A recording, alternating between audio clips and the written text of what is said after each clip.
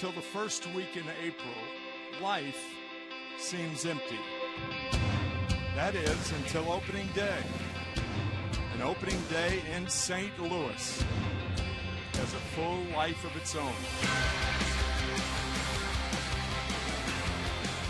Opening day celebrates the past, the players who built the foundation on which Cardinal Nation stands. Opening day celebrates the present, the heart, the soul, the push for another October. And opening day also celebrates the future, the players and fans who will carry the Cardinal torch for another 133 years. Opening day is where tradition meets today, and today seems like a good day to play some big league ball.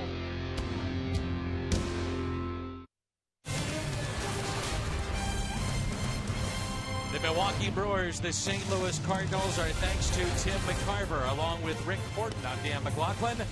The 2015 home opener on Fox Sports Midwest. The Brewers off to a rough start at 1-5 as Carlos Gomez leads it off, followed by the All-Star Jonathan Lucroy, then Ryan Braun, Adam Lind, Aramis Ramirez, Chris Davis, Gene Segura, Scooter Gennett, and the pitcher batting ninth, Matt Garza. On the mound for St. Louis, and this is his fourth career home opener. In terms of starting, that's Adam Wainwright. He was very good in the opener against the Chicago Cubs on that Sunday night, and Adam Wainwright, who was slowed a bit by a abdominal injury in spring training, seems to be his normal self, Dan, just attacking the strike zone. And I, for one, am just happy to be catching my breath after that opening day ceremony prior to the game. Remarkable job by the staff here with the St. Louis Cardinals. Hyundai pitch arsenal for Adam Wainwright. Going to get a lot of curveballs from Wainwright. The guys in the order you worry about, Aramis, Ramirez, and Carlos Gomez. A big swing and a miss, and we're underway. The home portion of the schedule for 2015 here at Busch Stadium. Gomez hitting .240 in the first week, and a ground ball that's hit to second. Wong, a lot of English on that baseball. Not an easy play with all the spin. Looked to be off the end of the bat from Gomez. An air charge to Colton Wong. Well, the spin was clearly there, and you're worrying about the speed of Carlos Gomez, which you worry about even more now that he's aboard. But that ball, you could almost see that coming, couldn't you? And Colton would like another shot at that, but the Brewers have just had a hard time finding any kind of offense so far in the early going. They are really struggling, just 1-5 at home. First road game for them as LUCROY takes a ball. What a season for him a year ago. Finished fourth in the MVP balloting of the National League. He hit 53 doubles. And off to a tough start. 0.50 his average. Gomez a threat to steal at first. That pitch is fouled back. 1 ball, 1 strike.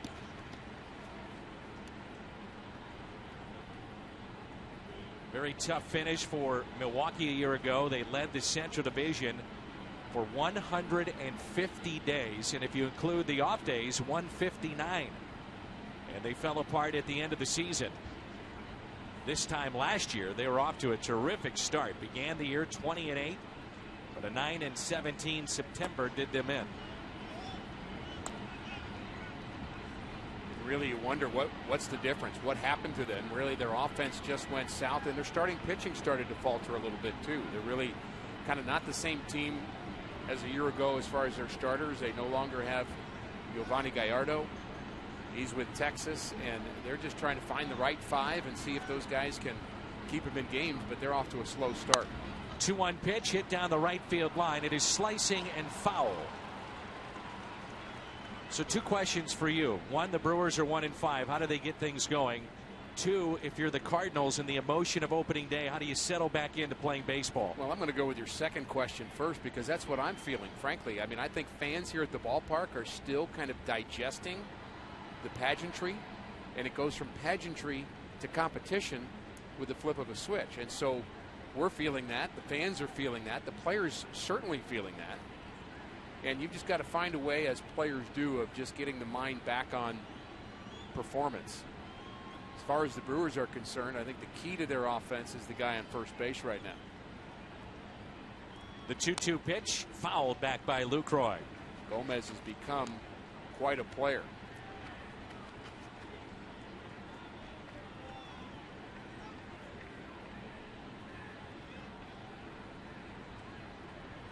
Carlos Gomez, who's standing at first base, actually made his first appearance on the infield after Scooter Gennett the other night was ejected in the game, and they moved Gomez to the infield. The 2-2. Calling the balls and strikes. Milwaukee. James Hoy is at first base. John Hirschbeck is the crew chief at second, and John Trumpain is at third. So Molina goes from Billy Hamilton in Cincinnati to Carlos Gomez against the Brewers. It's suspect that he's running here. A 3-2 pitch. He's off and running, and the pitch is taken for a ball. Went with the breaking ball. So an error to start this game by Wong. A rare walk issued by Adam Wainwright. Dobbs Tire and Auto Center's defense. The outfield first with Holliday in left. Jay in center. Hayward is in right. The infield, Carpenter, Peralta, Wong, and Adams. And Yadier Molina is behind the plate.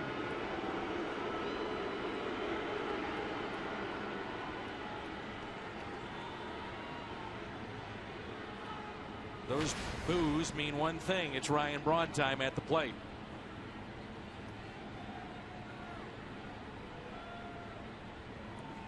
First two have reached. The first pitch to Braun. The first three hitters are any indication, this is a pretty tight strike zone. And also an indication that the Brewers are not really first ball swinging here. They're going to try to be patient. Maybe their plan is to get the pitch count up of Adam Wainwright. See if they can get him out after 6. 1 ball, no strikes on Ryan Braun. Ryan Braun last year played in 134 games, hit .266, 19 home runs, did lead their team in RBIs with 81.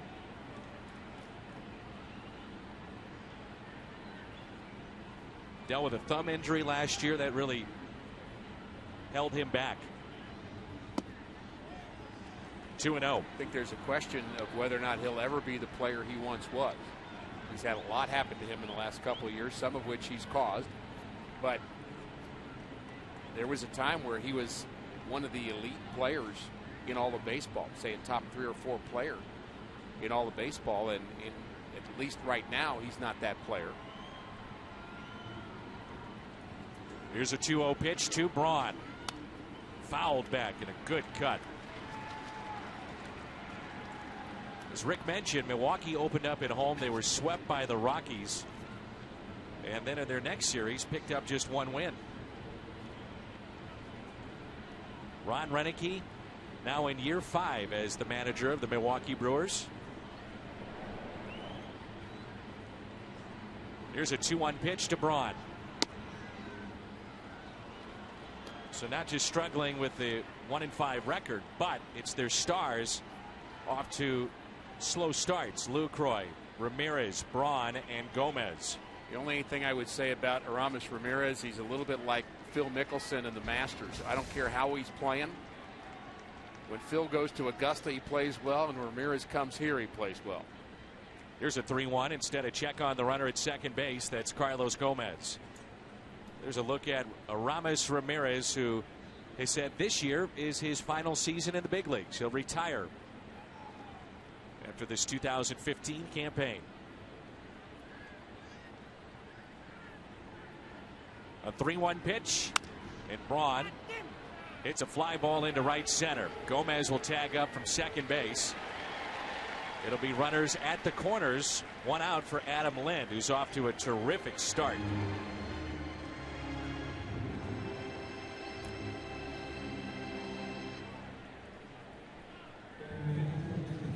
Brewers have had a lot of first basemen since Prince Fielder, but not a regular first baseman. They think they found one here in Adam Lind. Again, the terrific start, 450. He can just flat out rake. See the OPS, that stands out. That stat line. He's reached base in every game they played in. And he's 14 of 25 in his plate appearances. And he had a solid year a season ago with Toronto. Former Blue Jay. So runners at the corners, one down, and a swing and a miss and a big cut.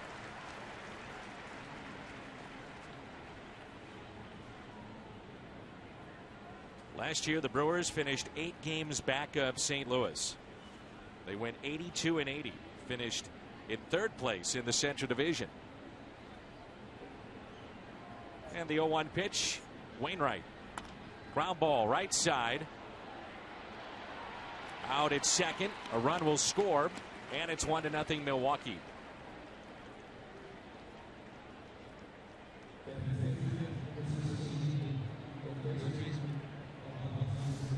Well, the Cardinals hoping for a double play, but this ball hit too far to the left of Colton Wong. Does a good job of at least getting the lead runner at second base, but Wainwright not able to pitch around the opening error from Colton.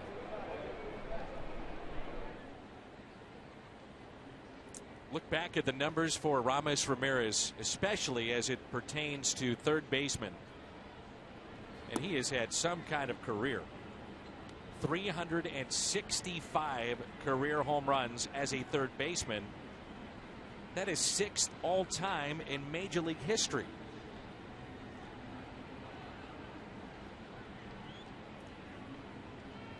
Here's a 1-0 pitch. At least in my mind, when I think of Aramis Ramirez, I don't think of him in terms of being one of the all-time great third basemen, but yet he's had a heck of a career and a really good career against St. Louis. Well, he really had a slow start, too. I think that's part of it. With Pittsburgh? With Pittsburgh, he was kind of an out. Of course, so was Bautista when he was with Pittsburgh. Good point. Here's a 1-1. That caught Molina as he goes down. Mike Matheny out of the dugout.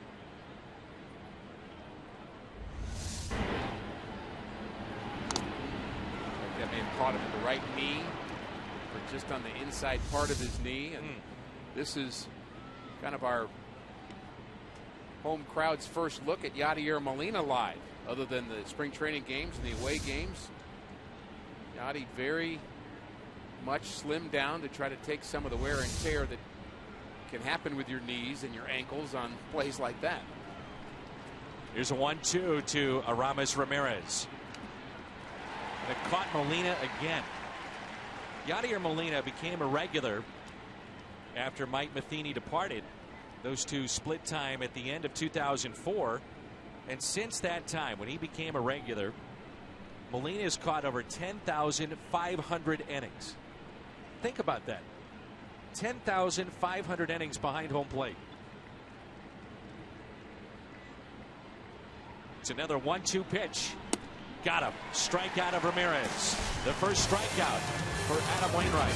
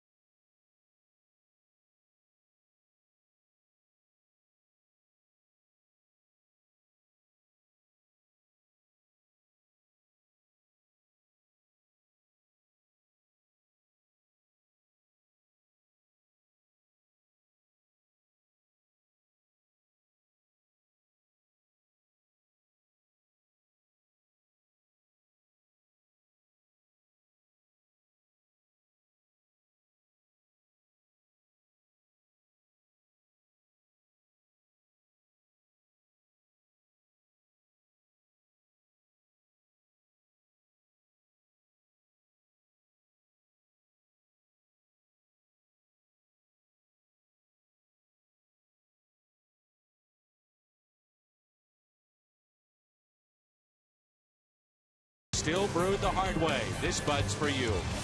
Visit your local Mid-America Chevy dealers for great prices on all our new 2015 vehicles today. And save big money at Menards on all your home improvement needs. Famous Jack Buck statue right outside Ballpark Village. Matt Carpenter leads it off, followed by Jason Hayward and Matt Holliday here in the first. Then Adams, Peralta, Jay, Molina, Wong, Wainwright. Lineup for Mike Matheny's club. Matt Garza is in year 2 of a 4-year deal with the Milwaukee Brewers. When Matt Garza is on, he can be terrific. The slider really his out pitch. He can pile up the strikeouts. Of course, the fastball sets that up. But he's going to face a lineup that has an awful lot of left-handed bats in it for the Cardinals. 5 of the top hitters, so that often neutralizes the slider. Mike Matheny talking it over with the home plate umpires. We get a look at the Hyundai pitch arsenal. There's the fastball percentage with the slider. He will use the curveball about 10% of the time. Just opens up that slider a little bit, more of a 12-6 variety like Wainwright. But when he throws that sharp slider, that's what sets him apart. A lot of swings and misses for Matt Garza. Matt Carpenter, a 2-run homer in the ball game yesterday in the 11th inning. The decisive runs, the Cardinals' 7-5 win in Cincinnati, as they took 2 of 3. First extra inning appearance for the Birds in that game yesterday. Go back to last season. Matt Carpenter has been money in extra innings. 4 for 6, 4 RBIs, and a sac fly in those extra innings. Carpenter out to center, and it brings in Jason Hayward. Batting second, number 22, right fielder Jason Hayward.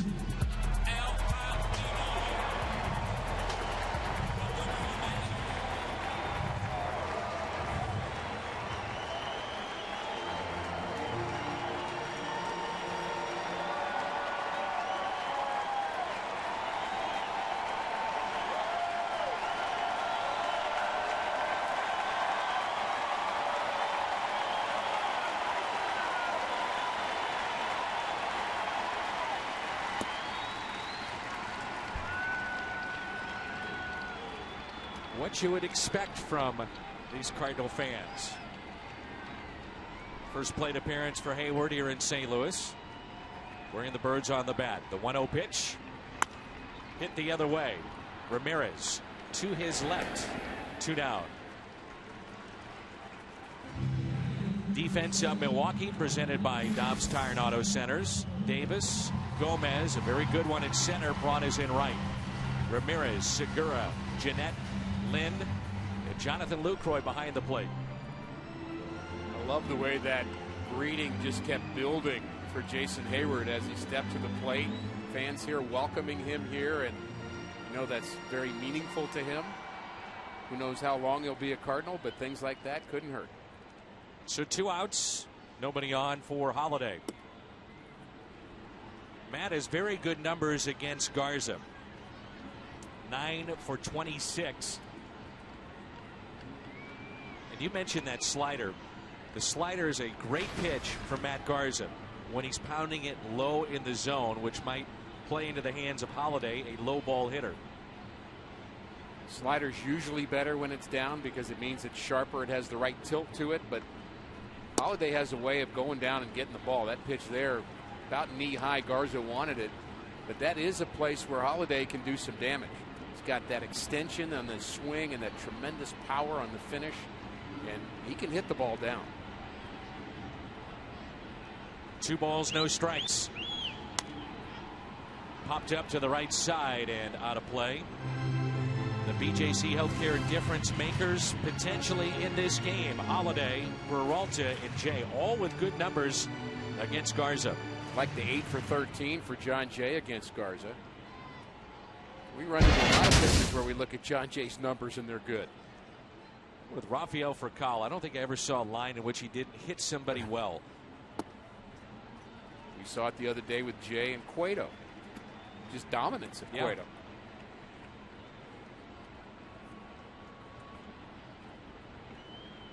Big gap in left center. Arch cut into the grass of the outfield. The 3-1 pitch.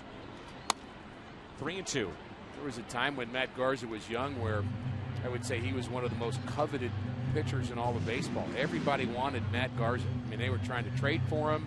Everybody wanted him. They thought he was going to be the star of the future. He's still a good pitcher, but I think people were expecting him to be one of the top 10 in the game at one point.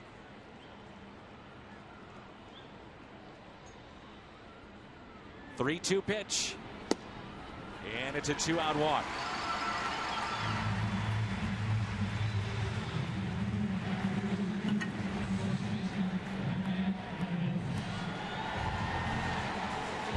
Arguably the biggest home run in postseason play was hit by that man stepping in the batter's box, Matt Adams. A 3-run homer off of Clayton Kershaw that knocked him out and the Dodgers from postseason play. The shift here put on by Milwaukee. Adams actually hit pretty well against the shift last year. A lot of base hits the other way, and you know, we've talked about Matt Adams in spring training working on bunting. We saw him do it once, and I think there'll be times where he may do that. I don't think this is the time to do it. You've got 2 outs, guy on first base. This is when you try to create a souvenir in those bleachers and right. A chopper hit to second base. Coming in, Scooter Gennett. Cardinals strand a runner. And the home opener is underway. Wainwright back to work.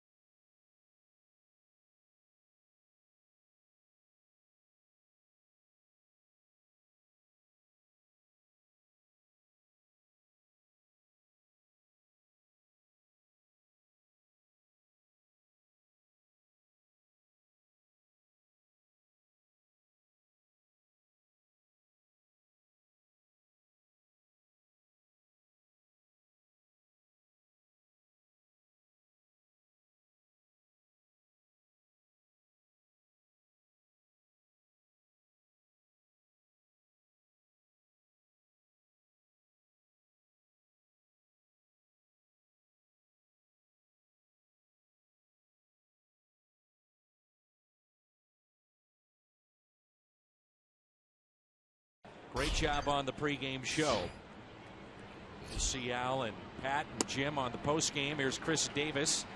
And there's a strike. It's Davis, Segura, and Scooter Gennett from Milwaukee leading 1-0. There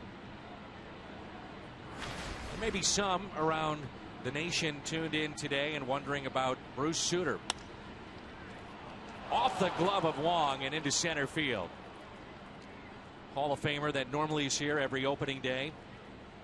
Presumably taking care of his wife who's had some health issues, so that's why he's not here today. I would not be surprised if Bruce is watching our telecast. He often does, and just want to make sure he knows that we're thinking about him and he belongs here, and we understand he has to be where he is. But the Red Jackets on the field, miss seeing my buddy Bruce Sutter out there today. Here's Gene Segura. Brewers believe that he will have a bounce back season. Rough year a season ago for Segura.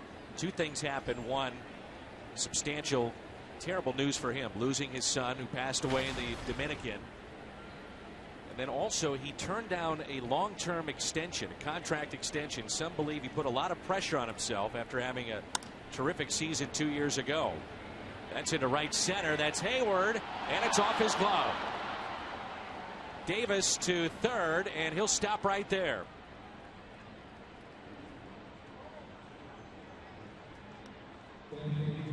Well, this inning begins with two almosts.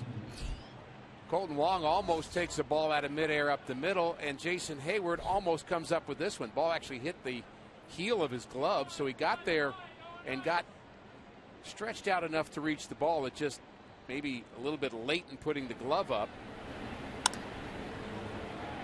Davis, the runner at first, has to wait to see if Hayward makes the play or not, so he's able to get to third base only as the Cardinals got it in quickly. That is one of the rare times in watching Hayward that he hasn't taken a perfect route to the ball. You know, his routes, and they even break that down statistically, he takes the best routes in baseball. That's shocking that that play wasn't made. I'm not saying it's a gimme or an easy play, but when you're talking about Jason Hayward, it is a bit surprising. Well, easy plays for a Gold Glover are different than easy plays for a normal human being. So you have the 8th place hitter here, Matt Garza, the pitcher, on deck. The corners are in for St. Louis. That's foul.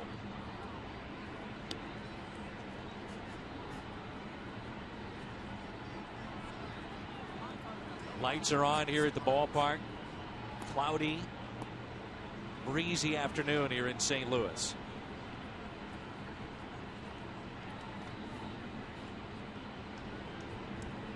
Runners at second and third. 1 ball, 1 strike on Scooter Gennett. As he waves at that pitch. Against St. Louis, Gennett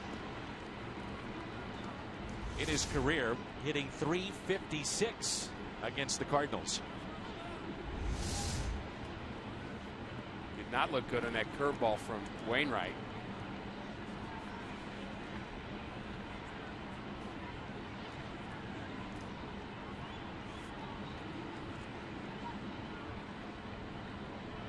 Here's a 1-2 pitch. On its way. With the breaking ball again, and Gennett just got a piece of it. Only A.J. Burnett threw more breaking balls a year ago than the Cardinals' Adam Wainwright. Signature pitch, going back to his time coming out of the bullpen when he first arrived on the scene, and it still is a dandy. Well, when it works, you stay with it.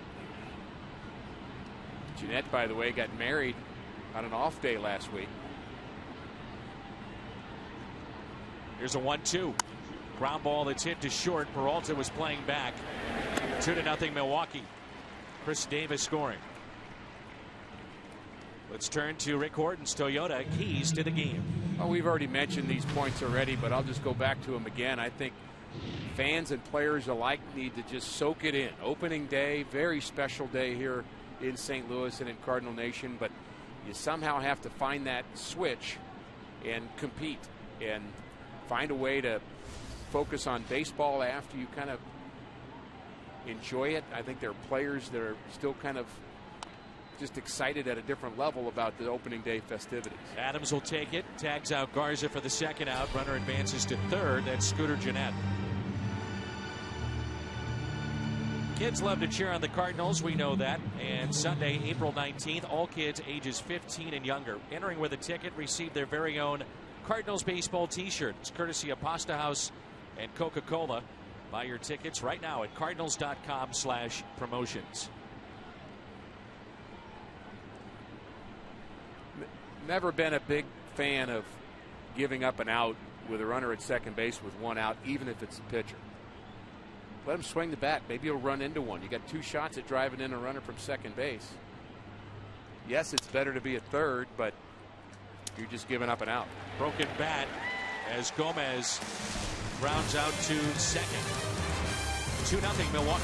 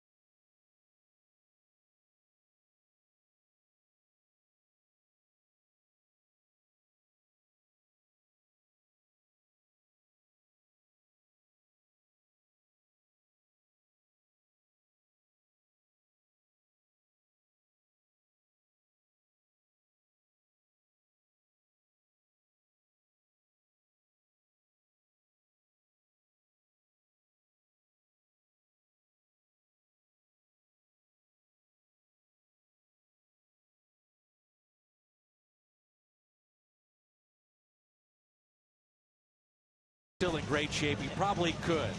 Jim Hayes, what do you think? I'll ask him. Danny Mack wants to know, Ozzie, if we ask you real nice, could you still do a backflip? How much money you have? Oh, Danny's loaded.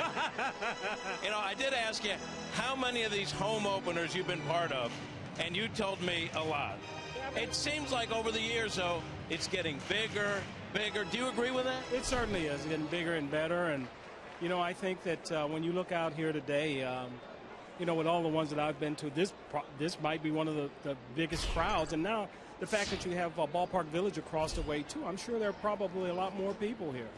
You know what always gets me when you see the players, even the veteran guys, as we see a base hit, they really get caught up in it also. When they see the Cardinal Hall of Famers here, it means something to those guys. It means something to everybody to be a part of Cardinal baseball. And, you know, I was talking to the guys earlier, and it's the business that we're in the business of creating memories that last a lifetime.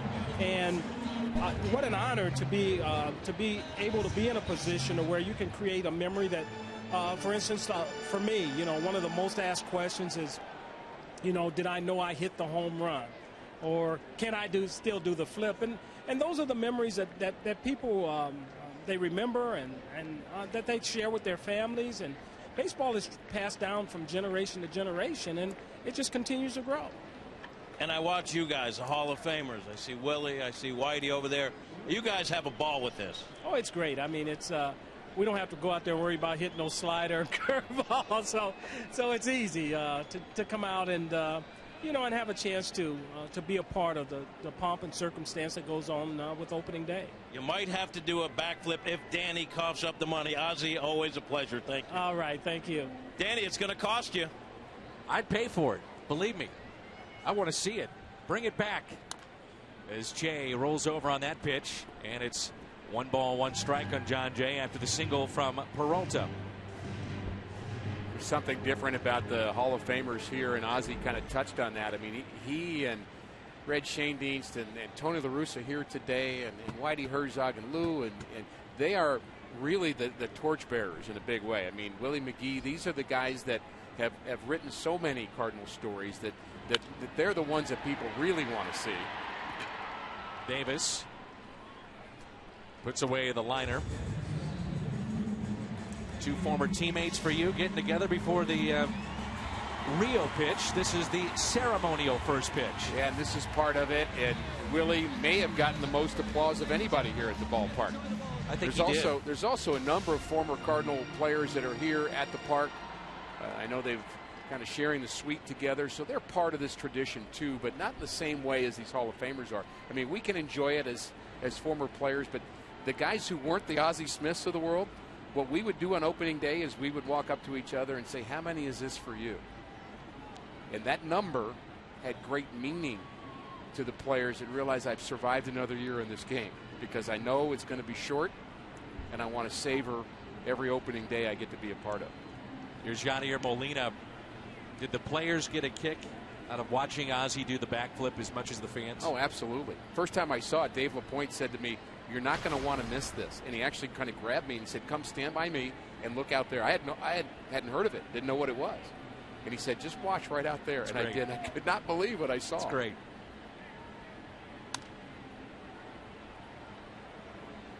Think about longevity in this game. Yadier Molina, his 10th straight opening day.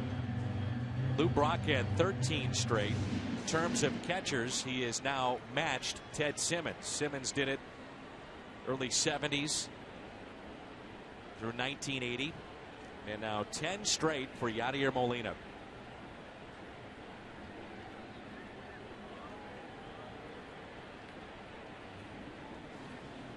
Exclusive list that he's a part of in terms of consecutive opening days and reaching double digits. 1 ball, 1 strike on Molina.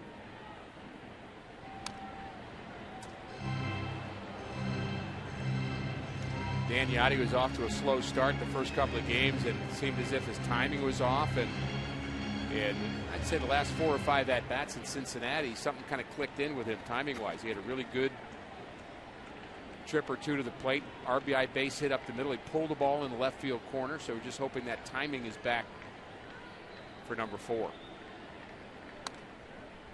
Molina pops it foul.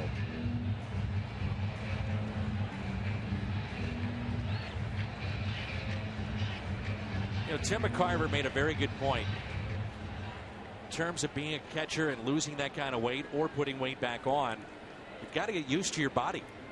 And I think maybe a little bit that's happening here with Molina. And timing is part of that. Yeah. Body awareness.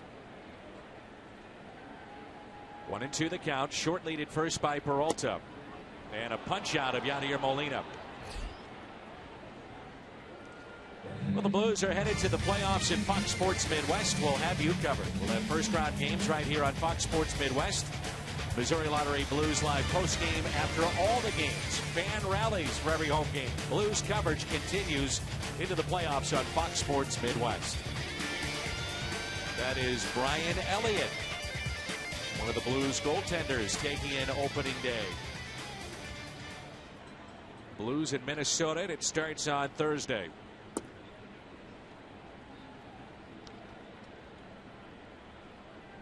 Here's Colton Wong. He's been involved in a couple of defensive plays. One turned into an error, and the other was nearly an outstanding catch and a liner up the middle.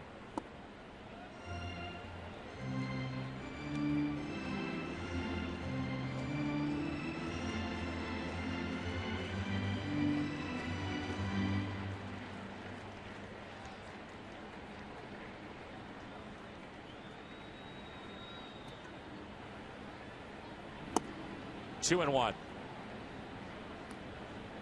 One of the things Colton is going to benefit from in the course of the season, if he's hitting in this 8th spot a lot, is there times where you kind of want to just attack the eighth place hitter because you don't want to kind of get to the pitcher. You want him leading off the next inning. Of course, Wainwright can hit, but I think Wong's going to get some pitches to hit in that spot. And we know he's got a little more power than his size might suggest. Mike Matheny believes he's a 20-plus home run guy at some point. He was the first Cardinal in a decade with at least 10 home runs and 20 steals. Finished 3rd in the Rookie of the Year balloting. Jacob deGrom, the Mets starter, won that award. Billy Hamilton, we saw him over the weekend, was number 2. And then Wong. That gets away. And Peralta to second base. So the Cardinals have their first runner in scoring position. This was a Cardinals team offensively last year. They became the first division champion. A tough play there for LUCROY. Since the game was realigned in 1994 to average under 4 runs per game. And you wonder if there will be an uptick in the offense with Hayward here. Time will tell. Tells you a little bit how good the pitching was a year ago. Sure does. So full count now on Colton Wong.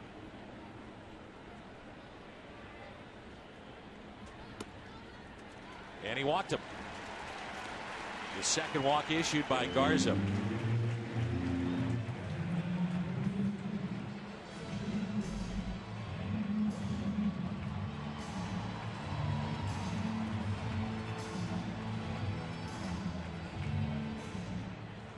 Garza has walked 2. Allowed a base hit to Peralta. He has struck out 1.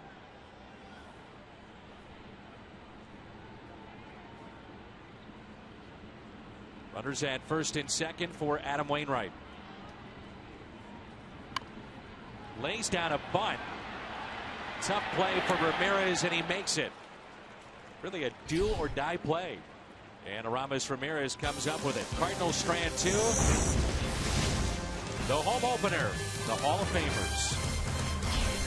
2-0 Milwaukee.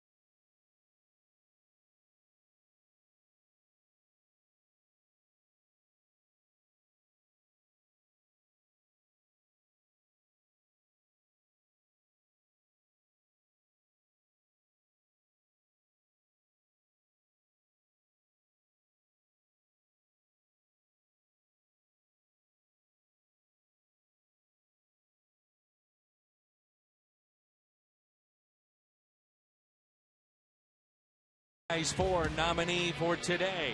A look at Ozzie Smith. Watch these plays.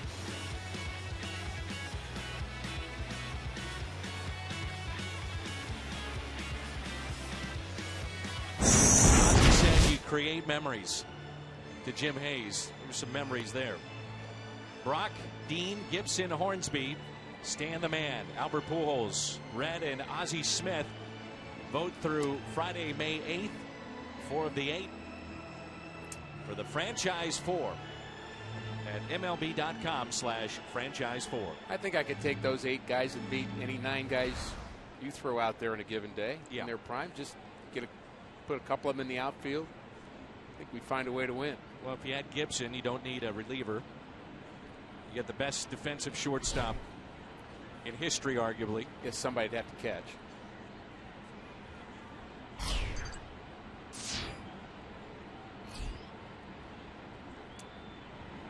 Here's LUCROY, and a cutter misses low and away.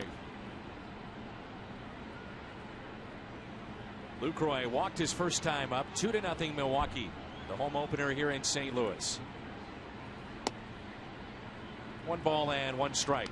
Now, I'm going to look around baseball, Dan, and check out all the kind of the franchise 4, or actually the nominees of other places. I think there'd be some really interesting discussion in a lot of cities. How about the Yankees coming up with good luck Final 4? On the flip side of that, who's your Final 4 with Tampa Bay? Wade Boggs, Joe Madden, if you include a manager. Longoria, I guess. David Price. There they are. Now do the Yankees. Good luck. Molina saying, well, that was a strike on me moments ago. 2-2 the count on LUCROY.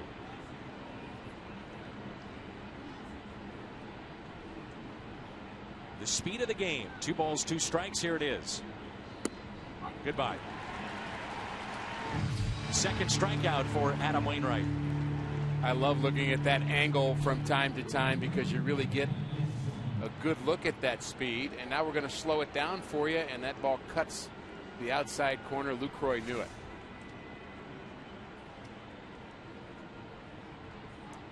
This is the 183rd time Adam Wainwright has started a game and throwing to Yadier Molina.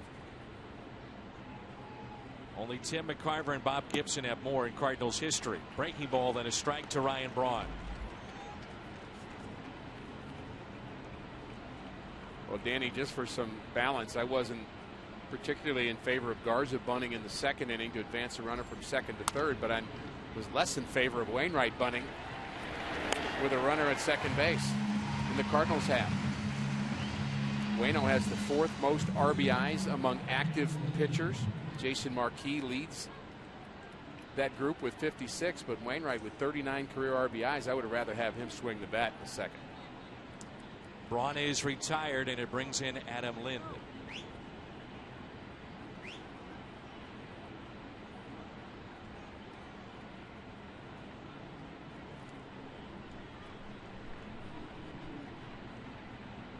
This pitch will stay on this shot. Breaking ball floats in there for a strike. What you can see with that shot when it comes to the breaking ball is when do you pick up breaking ball? You're the hitter now, out of his hand. What is it? That looked like a cutter to me from Wainwright, or a curveball that he just kind of flipped up there. But the hitter's got to figure out right when it releases his hand.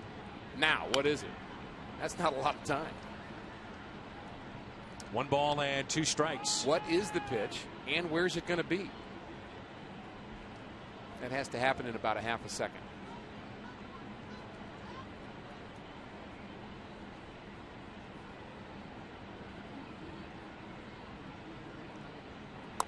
And a ground ball that's pulled foul. Really tell the sharpness of the break from that angle as well. And Wainwright has not just the large break, and we'll talk about pitchers where their curveball curves a lot. That's one thing. But how sharp is it?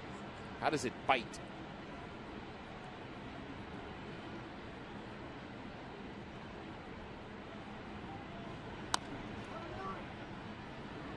comes Wainwright. And his first 1-2-3 inning. The top of the lineup coming up. Matt Carpenter with some fireworks yesterday in Cincinnati. 11th inning, and he launched that baby into right center. The Cardinals won the game in extra innings. He leads it off when we come back.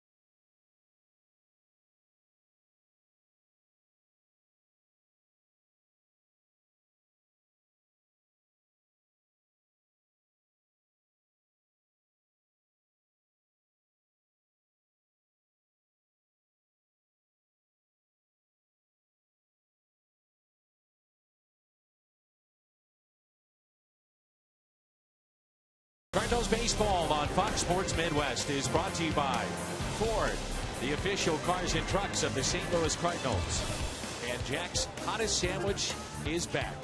Head to Jack in the Box for Jack's Blazing Chicken Sandwich. It's Carpenter, Hayward, and Holliday for St. Louis, trailing 2-0. Okay, you want the 8 for the Yankees. Here you go. Yeah, we got our list. Yogi Berra, Joe DiMaggio, Whitey Ford, Lou Gehrig, Derek Jeter, Mickey Mantle, Mariano Rivera, and Babe Ruth. Good luck. 8 current or future Hall of Famers. Ruth and Gehrig, I got the first 2. You take the other 2. Those are the gimmies, right? Carpenter lined out to center his first time up. 1 ball and 2 strikes.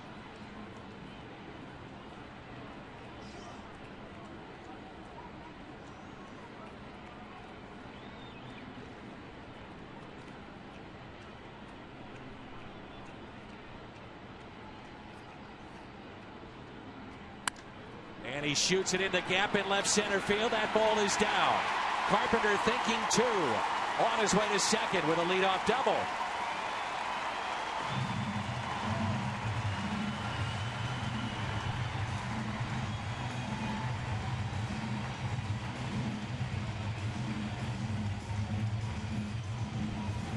Carpenter right out of the box senses it's a double, and he hopes that it slices enough away from Gomez, the center fielder, who's so good in center. Kind of had vision off the bat of maybe him running that ball down, but the ball sliced away from him into that gap.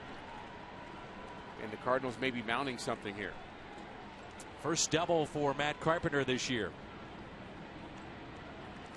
Now Jason Hayward. Garza's the kind of guy, Dan, you don't want to get settled in, because he's like a lot of starting pitchers, but I think of Garza especially that way, that kind of once he gets confident and gets rolling and kind of remembers how good he is, he's tough to beat. Pickoff play and safe. I'm sure this was a bit emotional for Jason Hayward in a new city. So we get a look at the pickoff play and opening day here at Busch Stadium with a new team. Think about his first ever opening day in the big leagues. That was April 5th of 2010 with his hometown team, the Atlanta Braves. Hayward with a fly ball. Left field, Chris Davis under it. But that afternoon, Hank Aaron threw out the ceremonial first pitch. And at the age of 20, Jason Hayward was given that honor of catching that toss. And then he went deep off of Carlos Zambrano in his first ever big league at bat. Now that's quite the debut. A lot to handle for a 20-year-old. Woo.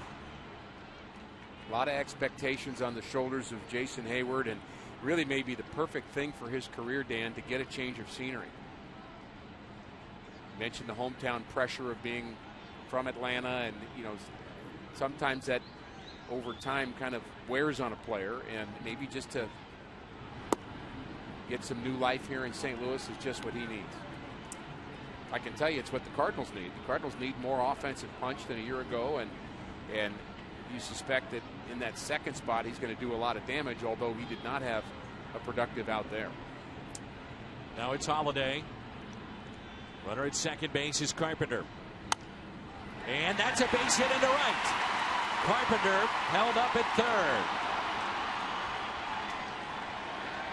Runners at first and third. And it brings in Matt Adams. Well, Matt Carpenter reads this wrong off the bat. He stops. He thinks that ball's going to maybe be caught, so he holds up, and that cost him being able to score on that base hit to right. BRAUN does have a very strong arm in right. But again, Hayward not getting the runner from second to third keeps that from being an RBI. All right, Cards fans, it's a good time to be a Blues fan as well. Celebrate Blues postseason hockey at McDonald's and get a Big Mac sandwich or a quarter pounder with cheese for just 25 cents when you buy one at regular price. Every day the Blues play. Runners at the corners for Matt Adams. Homered over the weekend in Cincinnati. Outfield is straight away. And the first pitch taken for a strike. Cardinals have been very aggressive early in counts in the first week. As a matter of fact, hitting .450 as a team on the first pitch. I wonder if that's part of the new approach for the Cardinals. Overall, from John Mabry and Bill Miller, to kind of see that first pitch you can handle and let her rip. The 0-1 to Matt Adams. 1 ball, 1 strike. Peralta, who singled, is on deck. Adams grounded out to second, first time up. 7 for 10. A home run, couple of strikeouts, hit by pitch from Big City.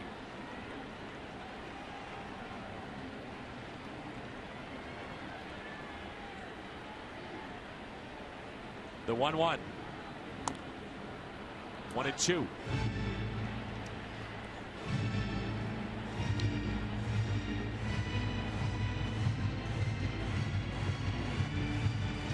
I think it'll be an interesting year for Matt Adams. Mark Reynolds coming over to kind of give him maybe a backup against certain tough left-handers, but you know, it's an opportunity for Matt Adams to show this year that he's going to be one of the premier forces in this lineup, and he can play every day and hit left-handers, and you know, the opportunities in front of him. 2-2. Dealing with shifts, and really it's the bigger picture of this lineup. Dealing with left-handed pitching, not just Adams, but you think of Hayward as well. Well, the defense shifts on you, but so do the pitchers. They find out what you can hit, and then they'll shift their approach, and so it's constant adjustment at this level. The 2-2.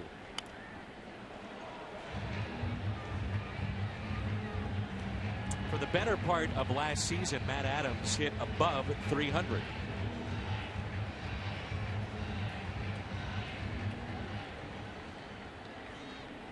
Finished with 15 home runs, drove in 68 in 142 regular season games.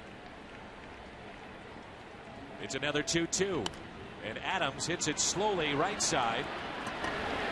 Run does score. That's Carpenter, and the Cardinals get on the board. It's 2-1.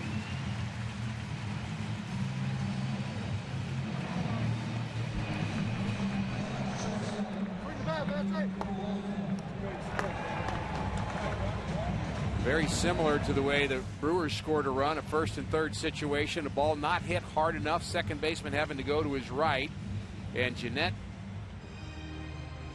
makes the easy play at first. Looks like maybe he was thinking, I should have at least looked at second base, but Matt Holliday running pretty hard down to that second base bag. I think he made the right choice. And now it's Peralta with 2 outs. Terrific play by LUCROY to keep that in front. Matt Carpenter's already scored his 5th run this season. That leads the club. LUCROY's been busy blocking pitches, hasn't he?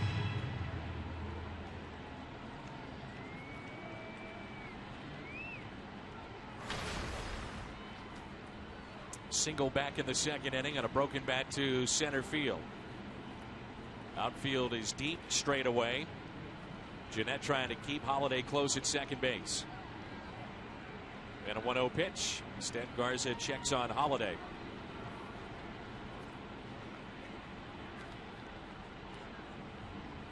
Peralta last year with 21 home runs. And a big 2-run shot yesterday to tie the game up at 5 late.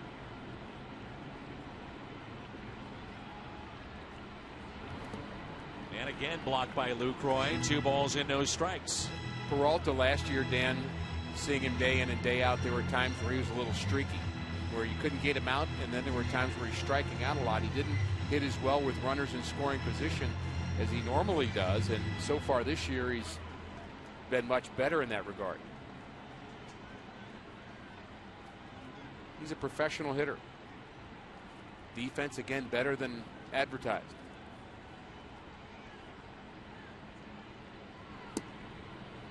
Three and 0. We saw the Cardinals with a couple of guys you wouldn't normally think had the green light on 3 and 0.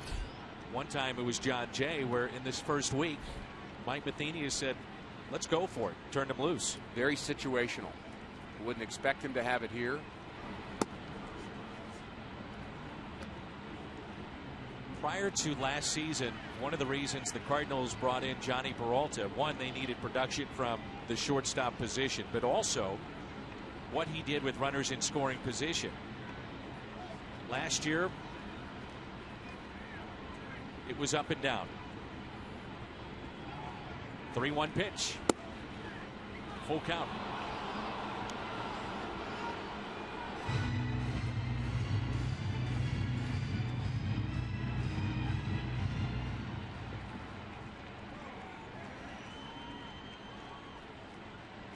GENNETT keeping Holliday close at second base.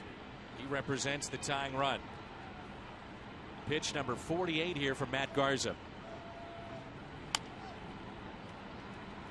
Peralta set the franchise record for home runs for a shortstop, but you wouldn't really think of him as your classic home run hitter, but he can run into it every once in a while if you hang one. That's what happened in Cincinnati. You got a pitch he could handle and left the yard with it, but he's more of a gap hitter to me. Just steady. Steady is right. Not flashy at all, but very steady.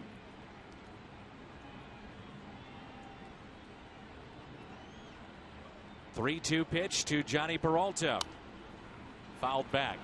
This time last year, coming off the suspension, Peralta wondering how he'd be received by the crowds, his new teammates.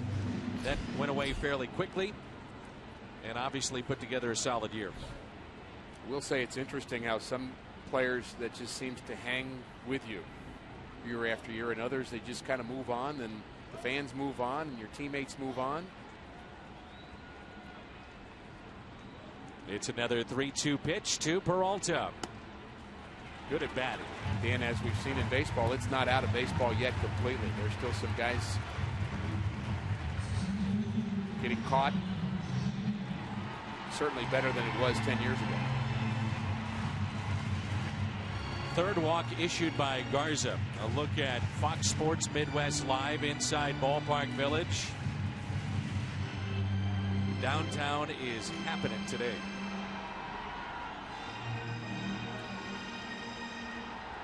Runners at first and second for John Jay. Fly to left his first time up.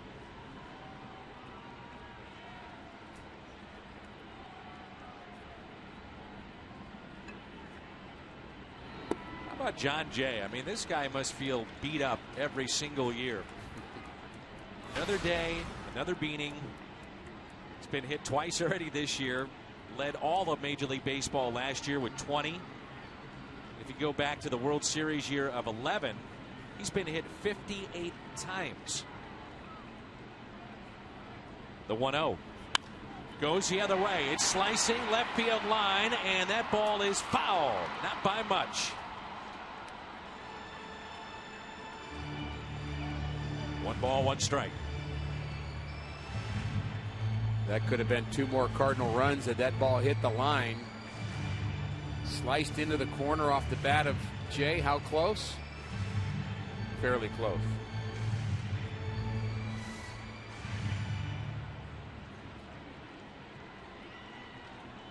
One and one to count. Mentioned Jay takes the beating. He takes the beating every year because they always talk about giving his job away too. But he keeps coming back and hitting.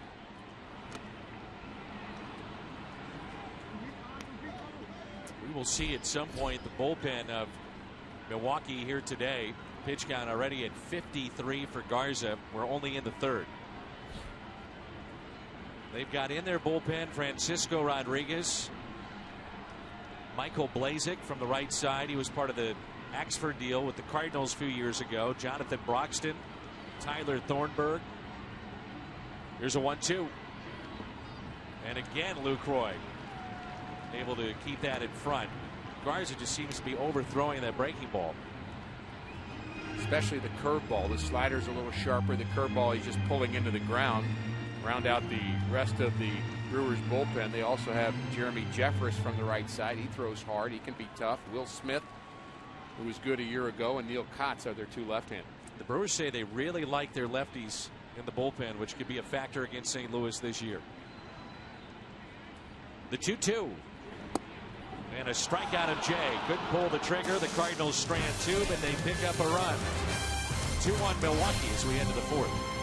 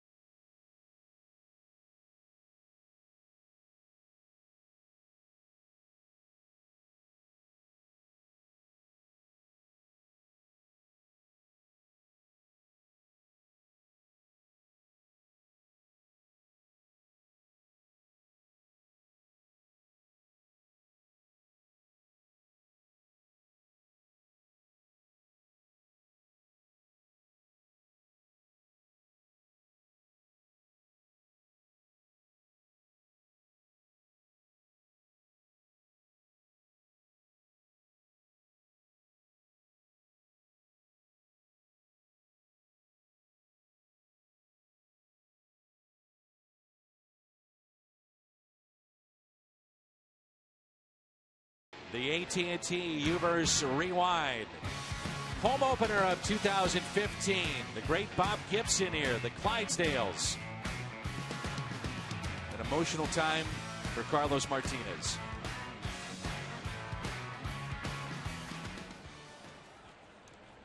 The OT 18 to honor Oscar Taveras.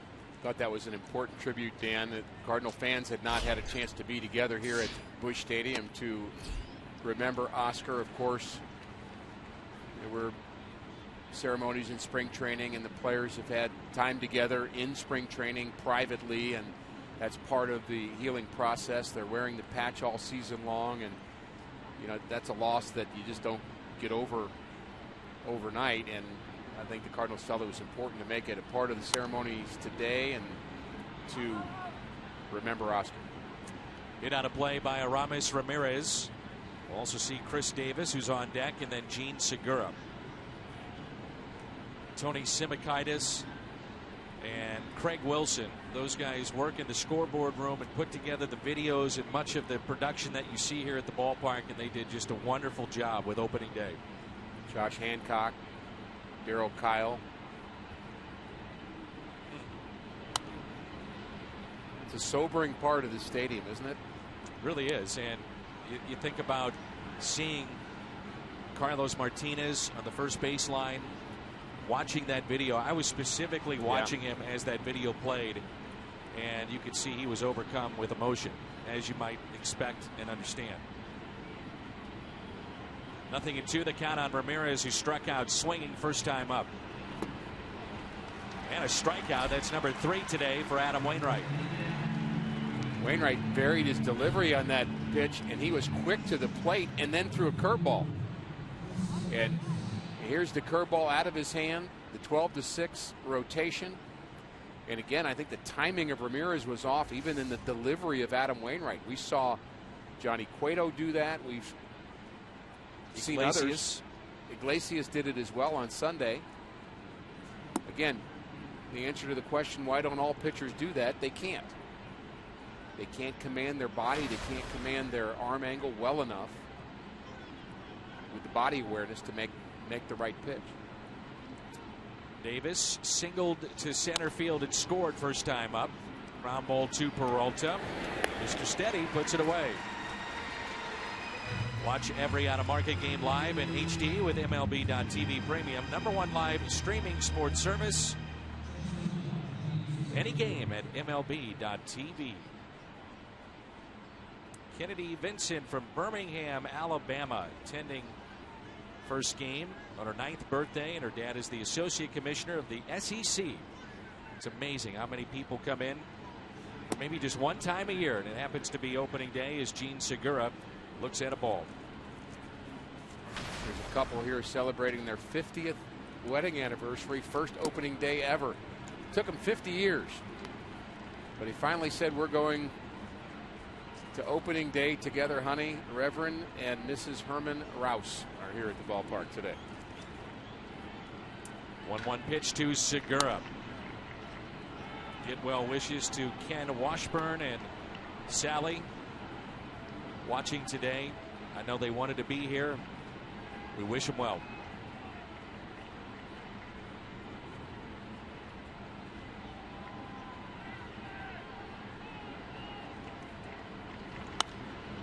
And a fly ball lifted into right. Jason Hayward near the line, and he makes the catch.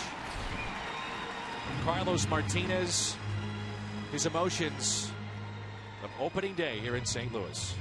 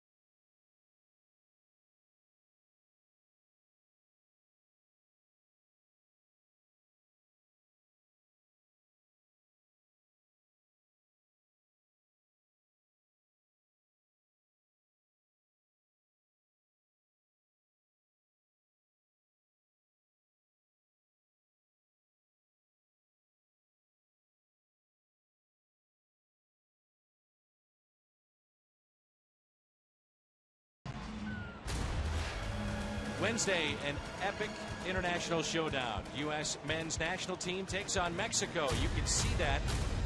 Coverage begins Wednesday, 7:30, Fox Sports 1 and streaming live on Fox Sports Go.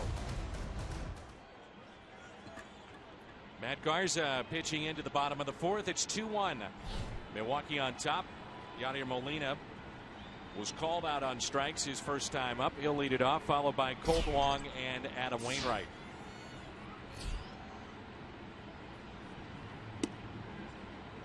Notice the outfield of the Milwaukee Brewers with just about every hitter playing very deep. One guy who did not play deep in center field, Cardinals Hall of Famer Jim Edmonds. We'll hear from him in just a moment.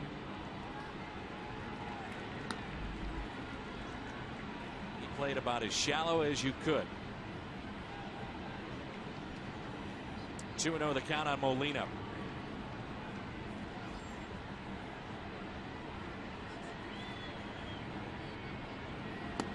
Inside, and it's 3-0.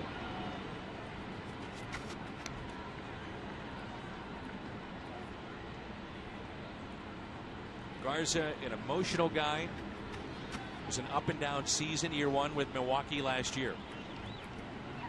I think that emotion is part of why I say, you know, you've got to get to him early, or when you have a chance to get to him, you press the pedal down to make sure you get the job done.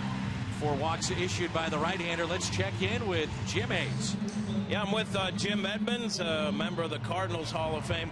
You've been part of these in the past, and you love being part of it. What's your favorite thing about the home opener in St. Louis? I think the best part is the whole city. It's like a holiday. And for me, obviously, I get to come out here and watch a game, and I get to sit here with Whitey and Willie and Tony and all the guys and watch a great game. As a player, it's just exciting to be a part of it. Like I said, this is pretty much a holiday for this whole city, and kids are out of school, and I know one of my kids' teachers are here. The teachers are ditching school, kids are ditching school, so this is a great opportunity for everyone to get together. Is it any different, the whole thing, experiencing it as a player as to now when you're, you know, part of the guys that are part of the tradition now? Yeah, it's interesting that you say that. I guess it's full circle. You know, I really enjoyed it as a player. It's pretty special, but you have to be focused in on the game. You get to enjoy a little bit more of the festivities now as a former player. I just enjoy it. I mean, I just love being around here, so I'm excited to be here every time I get a chance to come watch a game. People love seeing you. One guy who's a little irked is Pat Paris, because you didn't go by the studio at Ballpark Village. Yeah, he's still texting me right now, actually. Mr. Ballgame and the cat. He's like, he's mad because I haven't said hello to him and I'm hanging out with you. So, hey, Pat, sorry. And how about what it means to the fans, too? Opening day, St. Louis, you talk about it being a holiday citywide, but it means so much to the fans. It is, and it's a great, like, just kickoff to the season. You know, I mean, this place is amazing on opening day. We drove here. I think we showed up around 1 o'clock, and my oldest daughter's with me today, and she was like, man, I can't believe how many people are here already. And like I said, it's an unofficial holiday for everyone in the city. A great chance to get together and kick off the season. Great chance to catch up with you, and hopefully you'll keep texting with Pat, because I know you're not going over there. Not today. Thank you, Jim. Guys? All right, Jimmy. Let him get back to texting some of the important things that need to be done here on opening day. 2 balls and 2 strikes on Colt Wong with a runner at first. That's Molina. Well, opening day is a part of connecting, is it not? I mean, there's a lot of connecting going on here. We're connecting to the season, to some of these new players, and I think even to each other. The memories of being at the ballpark and looking forward to late spring and summer and day after day following the Cardinals and where they are in the standings. It's part of what baseball does, is connect people together. Back-to-back walks. That's 5 in this game for Garza. Pitch count is already at 65 with no outs recorded here in the home half of the 4th. Now, Adam Wainwright came up in this spot back in the 2nd inning with 2 outs, runners at first and second, dropped down a bunt. Yeah, and I'm okay with the bunt here, but I wanted to try to drive in that run. Wainwright actually using a bat band that he used early in his career. He's gotten a smaller bat. He's using a 33-inch bat that only weighs 30 ounces, which is not really very big. he said he had his best years at the plate with that bat. Out at third, and the throw is long and into the seats. Is it still in play? It might be. A run does score, and the Cardinals have tied it up.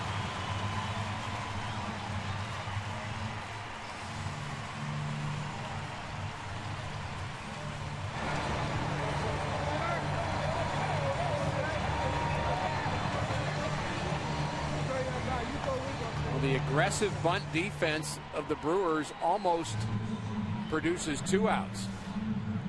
But it produces problems. They've got the wheel play on. Segura goes from short to cover third, so they get the lead runner, try for more. Wainwright hustling down the line. Would have been safe anyway. But Scooter Gennett is not that tall. So an error on the play. And now Ron Renneke out to visit with the umpires.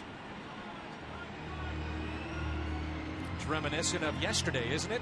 I think they're wondering whether or not that ball was lodged underneath the fence down the right field line, and maybe it's a ground rule question that they're talking about right now. I was wondering the same thing. Initially, I thought it went in the seats. You could see that Gennett and some of the infielders gave up on that ball, and then it was BRAUN who came racing in to try to get it. Regardless, Wainwright winds up at second base. 1 out, and here is Matt Carpenter. Carpenter, the 2-time All-Star. And he's 2 for 2 with runners in scoring position this year. All tied up at 2.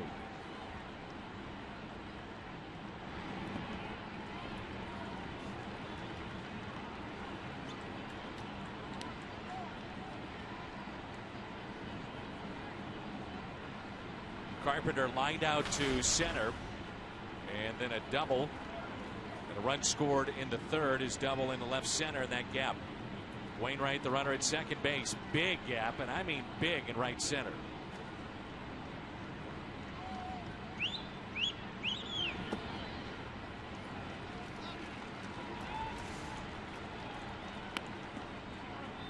So the ball looks like it's actually next to that stool, and it wasn't really underneath, lodged underneath, but certainly created a conversation with Ron Renneke and the umpires. Maybe wondering about interference. He's saying, what do you want from me? The 2-0. Carpenter, a fly ball out to left, backing up Chris Davis. Then he makes the catch. I think he said, I know nothing. Sergeant Schultz. Saturday, June 13th, Busch Stadium hosts the 11th annual Purina Pooches in the Ballpark Day. Come on downtown, enjoy a ball game with man's best friend beside you. A limited number of tickets go on sale beginning at 10 a.m. on April 17th at cardinals.com/pooches.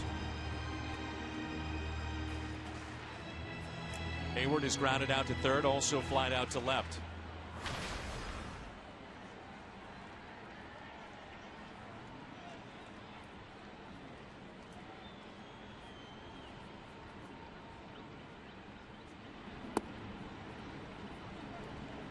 Will the Cardinals see the Jason Hayward that hit 27 home runs a few years ago? Or is it more of an on-base type hitter? Gaps hitter?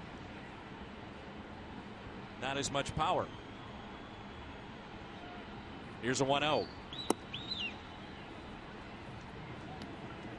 Talked with a scout in spring training who covers the Cardinals extensively. He's a Royal scout, former Cardinal player, in fact, and he believes that Hayward's at his best as a gap hitter. He says he's a little bit like Holliday in some regards, where he can hit left center field gap the way Holliday hits the right center field gap. And of course, he runs into the home run occasionally, but he thinks he's better off just trying to drive the ball in the middle of the field and taking the home runs when he gets them. And he's seen him throughout his career, and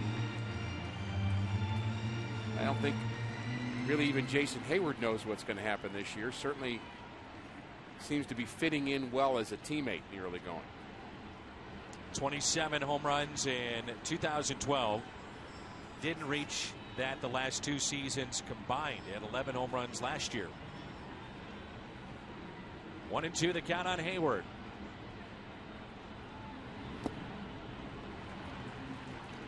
'14th overall pick by the Atlanta Braves in 2007. If you're wondering, David Price was #1 overall that year. And the Cardinals had Pete Kozma in the first round, number 18. That draft of 2007. The 2-2 pitch on its way. Hayward strikes out. 0 for 3 in his home debut. Cardinals tied up 2-2.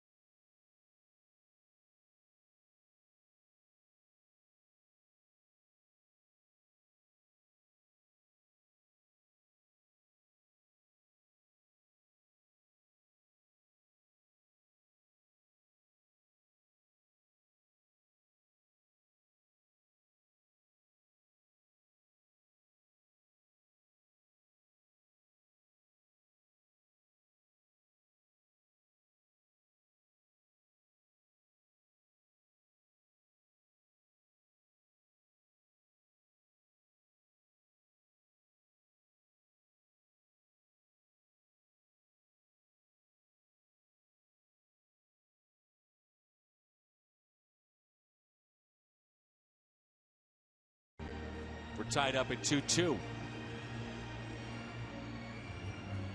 Adam Wainwright is our Kia in the driver's seat. Adam getting the opening day assignment. 20-game winner since 2000. Wainwright has done it a couple of times. Carpenter, Matt Morris, and Darryl Kyle. Getting tougher to win 20 games. The pitcher's going 6+ innings now instead of 7+ innings, the average as a starter, which would have been true years ago. It's tough to get enough decisions to win that many games. Wainwright has been a winner in his career, 120 and 66 overall. Think about that. 120 wins, 66 losses. Comes into this start tonight with a career ERA of just under 3. A short spring for Wainwright, dealing with the abdominal strain. Only 7 2/3 innings. That pitch taken high by Scooter Gennett. Matt Garza on deck, and then the top of the lineup in Carlos Gomez. 2-2 here in the top of the 5th. Gennett with an RBI and a ground out. Made it 2-0. Cardinals have come back with a run in the 3rd and another in the 4th. 2-0 pitch. Wainwright talked about at times last year just trying to open up a can of soda would hurt his elbow. He had some off-season cleanup surgery in his elbow. Now 8th all-time in Cardinals wins with those 120. 2-2.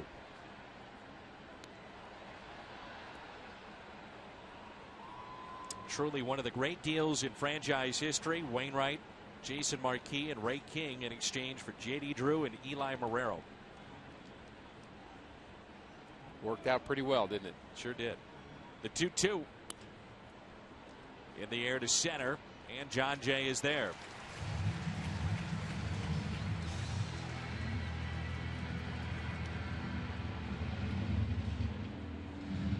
Because of the rain out, or cold out, or whatever you want to call it, not enough bathrooms out in Chicago. Yeah, there's no real term for that. Right. Adam Wainwright making both starts, the opener and the home opener.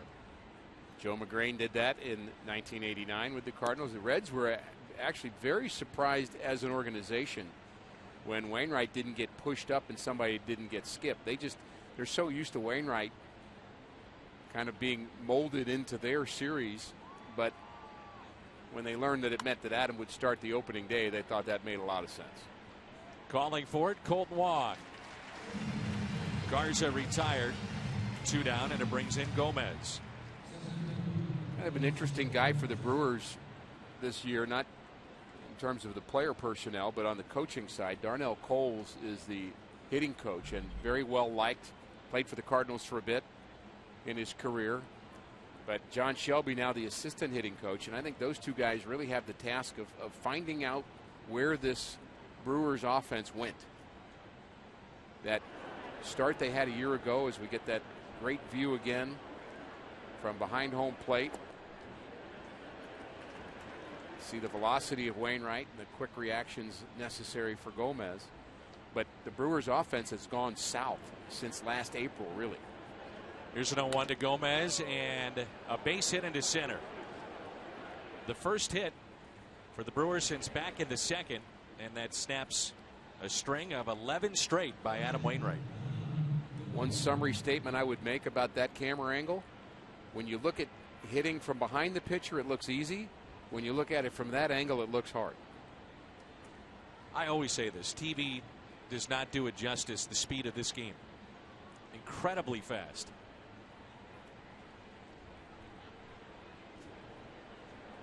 Two outs, runner at first. Jonathan Lucroy, who was struck out looking, also walked.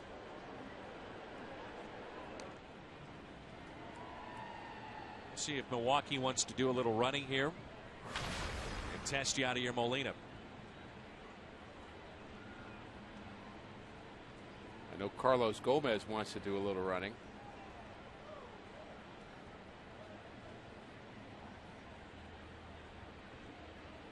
The 1-0 pitch. 2 balls and no strikes. Thus far, the starters have been really good for the St. Louis Cardinals. 5 starts collectively. 2-1 with a 2.37 ERA. Opponents hitting well below 200 against the starters of the Cardinals. The one guy that did get through the 6th inning was Carlos Martinez. He pitched 7 innings in his start.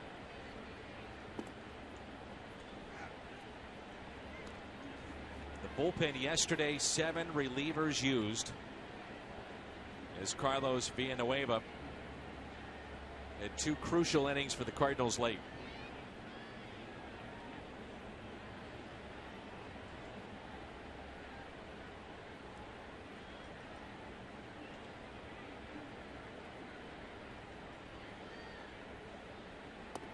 Three and 1.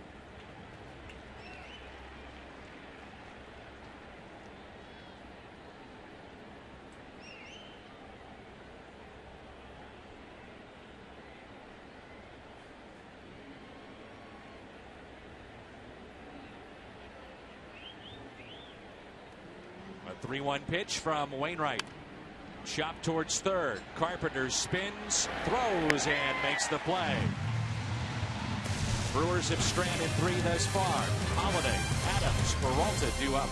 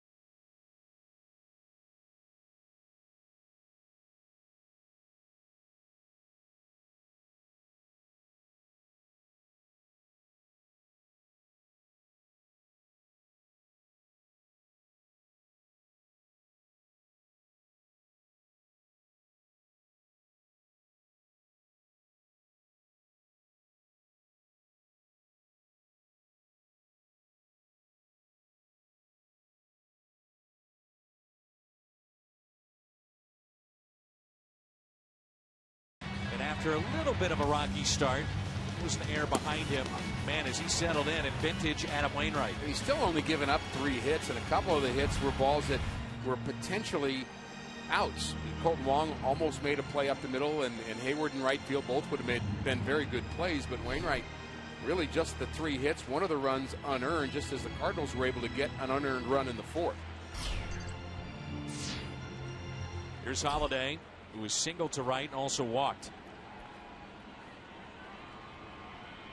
Outfield is very, very deep for Matt.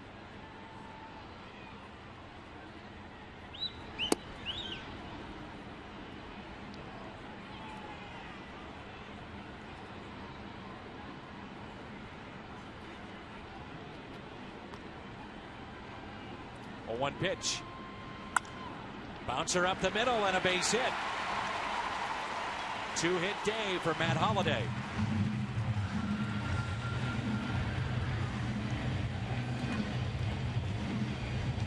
Holliday is so strong. He has a way of driving the ball, and not only in the outfield, but driving the ball through the infield.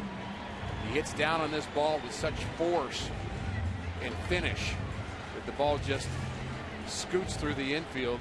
Really unlike any other Cardinal in my mind. I can't think of anybody that hits the ball through the infield as hard as Matt Holliday. Now it's Adams with a runner at first. And he bounces into a potential double play. Out at second.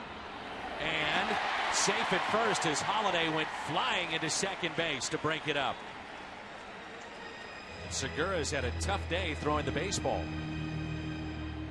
Airmail's another one, and maybe Matt Holliday had something to do with that. Really a tailor-made double play.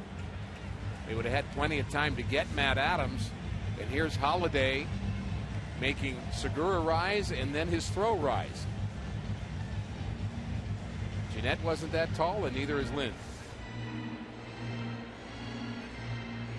We had the chance to meet Matt Adams' dad. Came up at the booth today, and also his uncle. Jamie Adams was here, and Matt's uncle Jeff, and just had a great conversation with them. They're excited to be here. They were here for opening day and a year ago, and they try to be, of course, as many games as they can. And his dad Jamie was telling me the story when Matt hit the home run in game 4.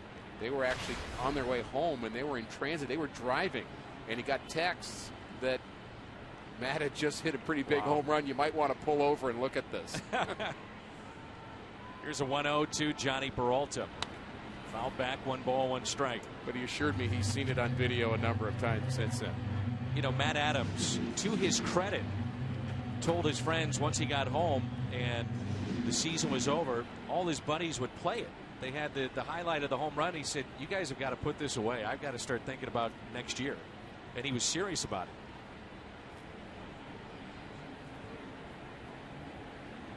Well, one of the insights that Jamie gave me about his son is that Matt has worked for everything that he's got.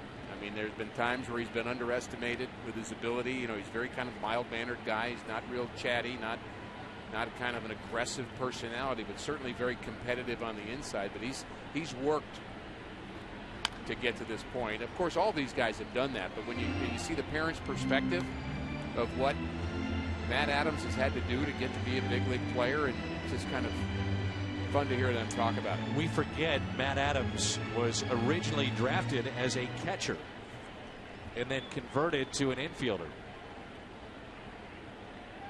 He's really improved on the defensive end too. Agreed. The 2-2 pitch. Instead, a check on Adams, the runner at first.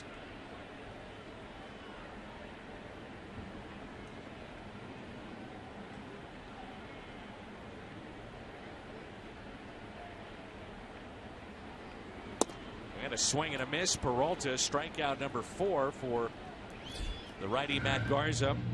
There's 2 outs, and it's up to John Jay.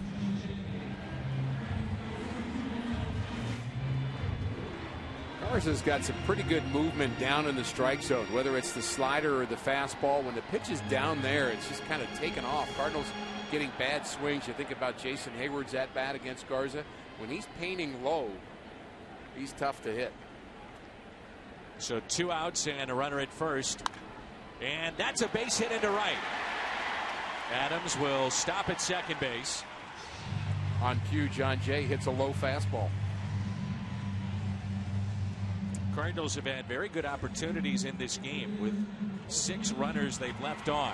Off day tomorrow. Back at it on Wednesday. Willie Peralta, very good last year for Milwaukee. And Lance Lynn, his first start was outstanding against the Chicago Cubs. Now Lance knows he can put his hat back on now, right? I mean, he took it off to shake the Hall of Famers' hands. He knows that he doesn't have to do that the rest of the day. That's your Budweiser What's on Tap. I'll say it again. I love that respect. Just love it. Another opportunity here for Yadier Molina. He struck out looking and also walked.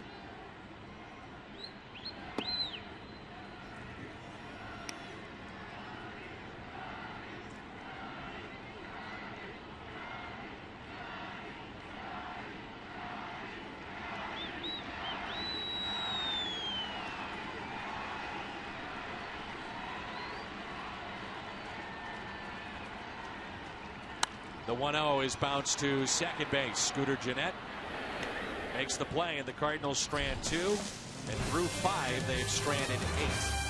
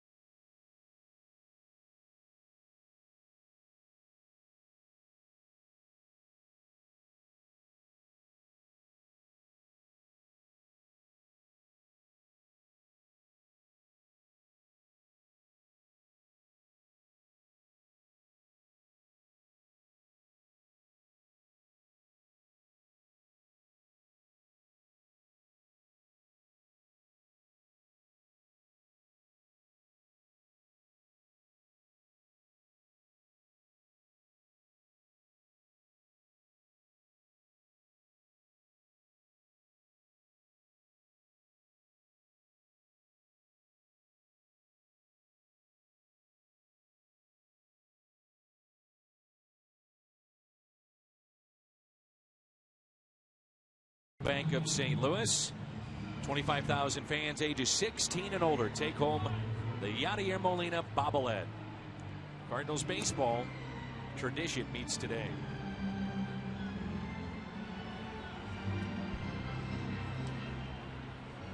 The 6th inning rolls in a 2-2 game in the home opener here in St. Louis.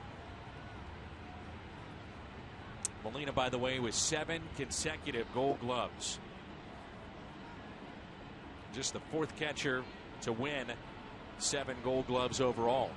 Bob Boone, Johnny Bench, Pudge Rodriguez. Pudge leads the way with 13.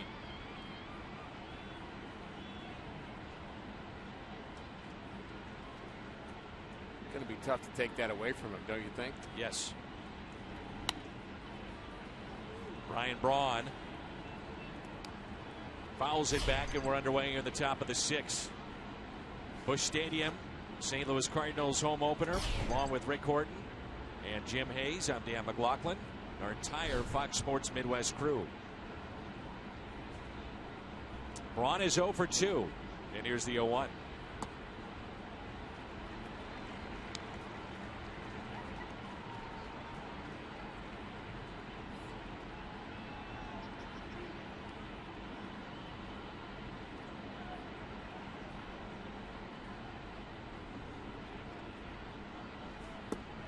Hard to believe, but this is year 10 of Busch Stadium 3.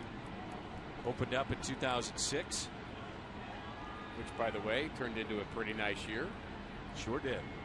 World Series championship. Improvements year after year. I looked at the page of improvements at the stadium of food options and concession options and retail options, and I mean there's so many things we can't name them all. So year after year trying to get better, making the fan experience better here at Busch Stadium. The fans are coming out, record numbers. Last year 3.5 million. Now it's 3.5 million, but you want to take it a step further. The Cardinals averaged 99.4% capacity last year, which was tops in the major leagues.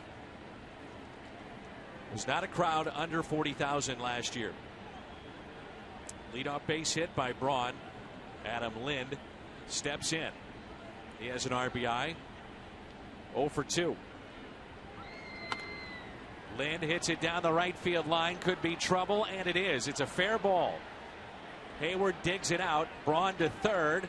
He'll stop there. Runners at second and third. Nobody out for Milwaukee. We were talking during the break. You actually made an opening day start with the Chicago White Sox, so you know what it's like to feel that passion and that excitement. And it looked like Wainwright was amped up in the beginning, maybe a byproduct of that as well as the day's rest. All the day's rest. Yeah, I agree with you. And yeah, and it is a unique experience. And you know, there's a lot of things going on all at once that kind of out of the normal routine. It's the one day of the year where the routine's different, and you've got players kind of getting used to their space here at the new ballpark. Some players haven't been here, haven't been in the Cardinal clubhouse before, and a lot of people asking questions, and certainly a lot of attention on this game. And what I remember about that opening day start for me was I had part of my duties were to show John Travolta how to hold a baseball because he was throwing out the first pitch. Really? And he called me, literally they called me into a room and he was scared to death. He said, how do I do this?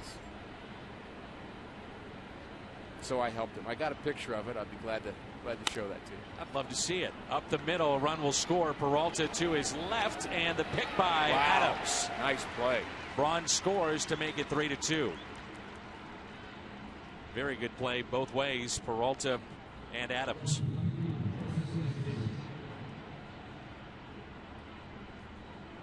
Ramirez driving in his first run of the season, and Milwaukee back on top. The off-balance throw, but Adams has to stay on the bag, keep his balance, and catch the ball. He uses his right hand to balance himself on the ground, and then he also, after catching the ball, looks to third to make sure there's no advancement from the runner there. He's doing a lot of things at one time. Infield in, Chris Davis at the plate. I had a sense, Dan, the sixth inning might be an important inning in this game before you get to the bullpens, and both pitchers kind of getting towards the end of their rope here. And one run you can deal with, but boy, that run at third right now is important. Pitch count at 75 for Wainwright.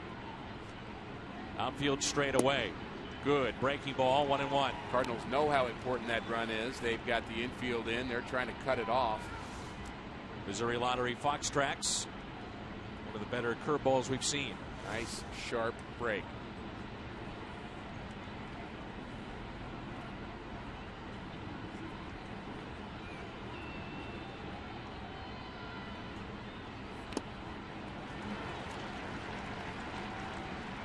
One and two. That one may have hung a bit from Wainwright. He may have gotten away with it. There's the pitch count by inning for Wainwright. Not nearly the end of his rope yet. Working in the sixth, but Adam is scheduled to bat second.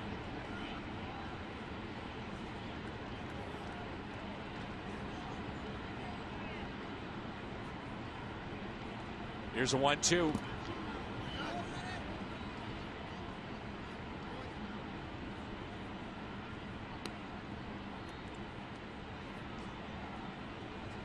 Runner at third base. Catcher has to be alert to a ball in the dirt and just ready to smother it.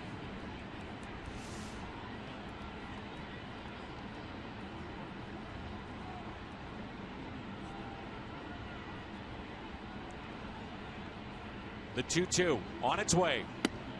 Got him on the outside corner, and a big strikeout there for Wainwright. He hasn't gotten that corner all day.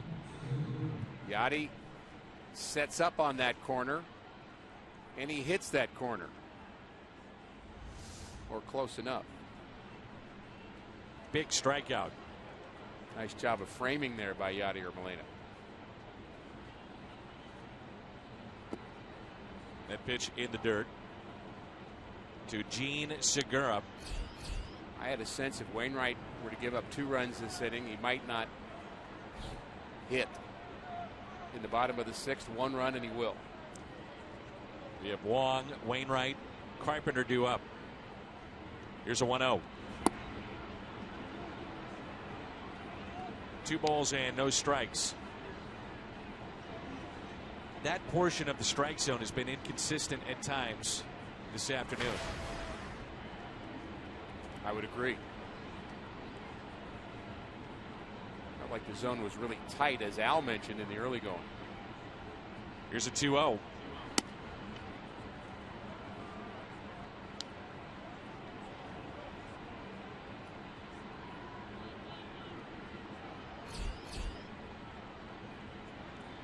Scooter Gennett on deck. Wainwright is walked 1. That was back in the 1st. 3-1 the count.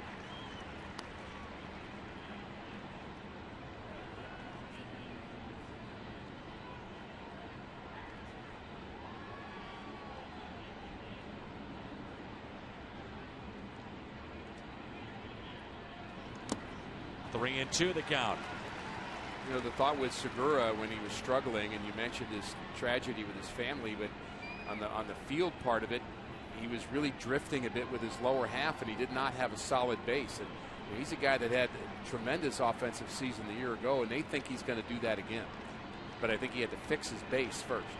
The 3-2. Reaching for it, and Adams is there. Segura lines out to Matt Adams. Brewers pick up a run. They're back on top, 3-2.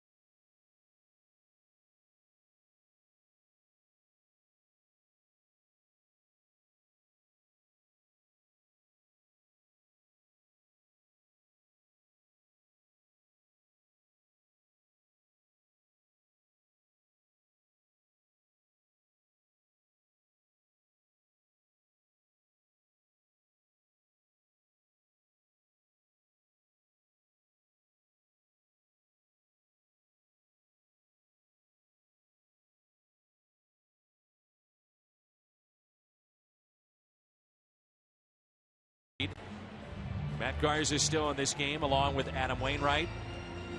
3-2. Servicemen and women here at the ballpark, we thank them for their service.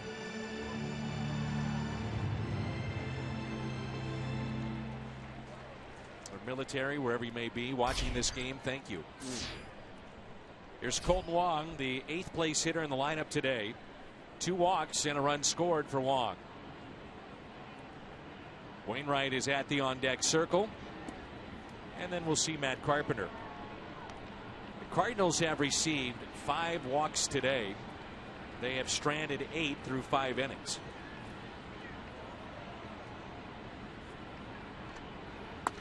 And Wong hits it down the right field line and hooks it foul.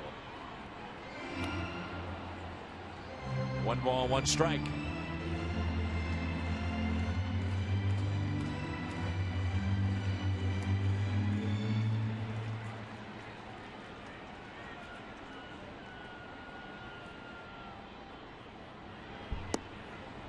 One and 2 the count. Garza has his curveball down a little bit better too as the game progressed. You mentioned he was pulling it into the ground in the early going, but that one was perfect. That was in the back door. Wong had to kind of give up on it, couldn't really hit it, couldn't reach it, and it hit that outside corner.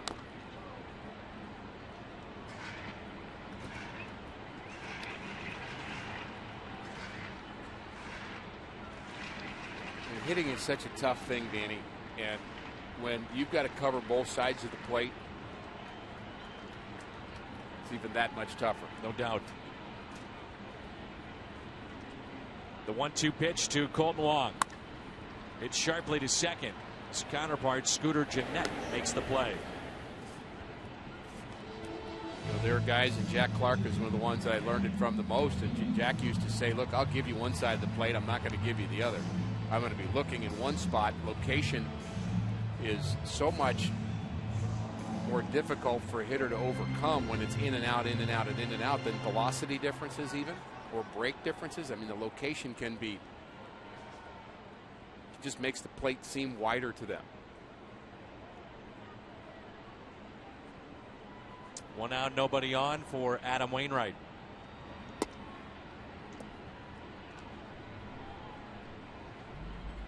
Five hits aside, each team has committed an error. Those errors led to a run on both sides. 0-2 the count. May remember the last time that we saw Matt Garza pitch in St. Louis, he got hurt.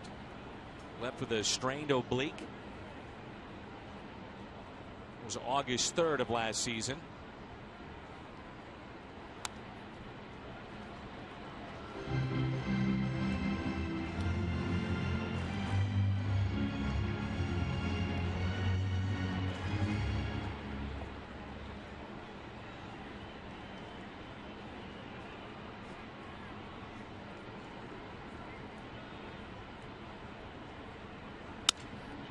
Ground ball and a broken bat hit to short. Segura makes the play. This Friday night, handful of tickets still remain for the adult fleece zip-up hooded sweatshirt featuring an 80s throwback logo. Tickets are available at cardinals.com/promotions. Also, a week from tonight, our speaker series featuring Lou Brock and Red Schoendienst.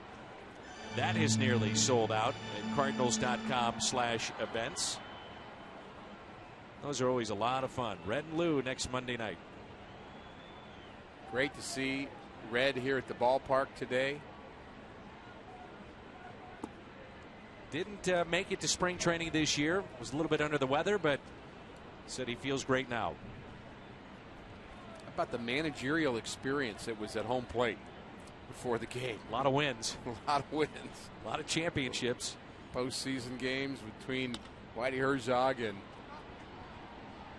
Red Schoendienst and Tony La Russa, and now even Mike Matheny standing out there. There's a look at Whitey. Got a nice round of applause here, as Cardinal fans certainly have not forgotten him. Mike Matheny just carrying along the tradition. Hard to believe that Whitey's 85 team that we'll be celebrating all season long, 30 years from that team. You were part of it as Carpenter pops it foul. 1 ball and 2 strikes.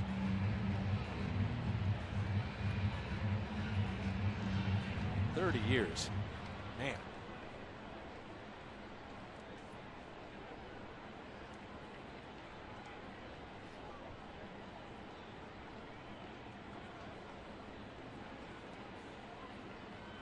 One-two pitch again to Carpenter. Hayward is on deck. Something interesting about Red is you'd say, well, World Series manager, great player, but between those two things and the third thing, which I'll say was what kind of guy he is, I give him higher marks for that. Yep. I just love being around Red Shane. He's always positive.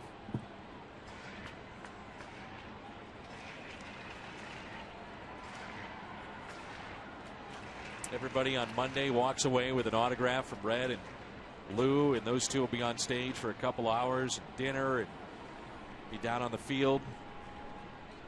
What a neat evening. All-century performer in Lou Brock and one of the greats, Hall of Famer Red Shane East. As Carpenter hits it to the right side, and it finds a hole, a base hit into right.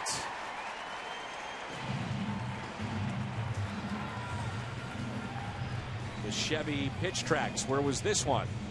About a little two-out magic here. Carpenter tracks this one below the strike zone, middle of the plate. Again, Garza's been working down, got the ground ball, but Carpenter hit it hard past the diving Lynn.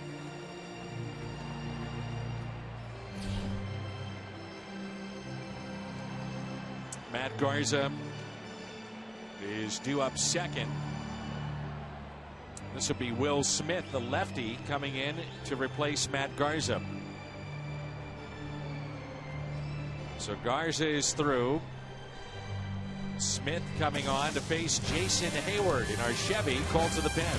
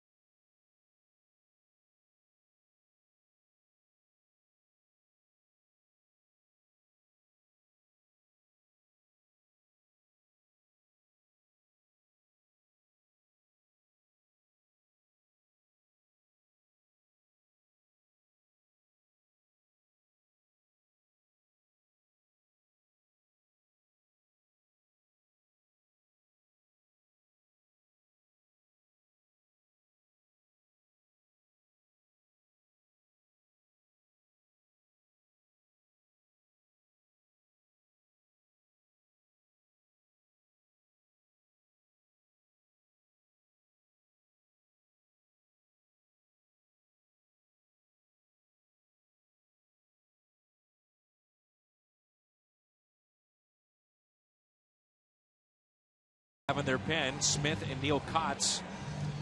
And Smith is here to face Jason Hayward with a runner at first. The bottom of the sixth with 2 outs and a 3-2 Milwaukee lead.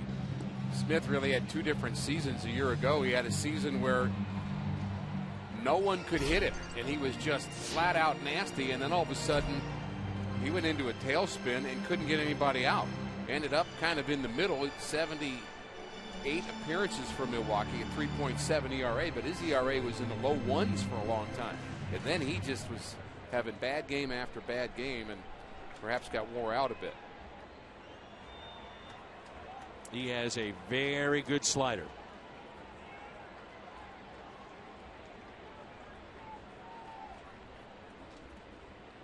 First pitch to Hayward is taken for his strike. Jason in his home debut grounded out to third, flied out to left, and then struck out swinging. And twice he has come up with a man in scoring position.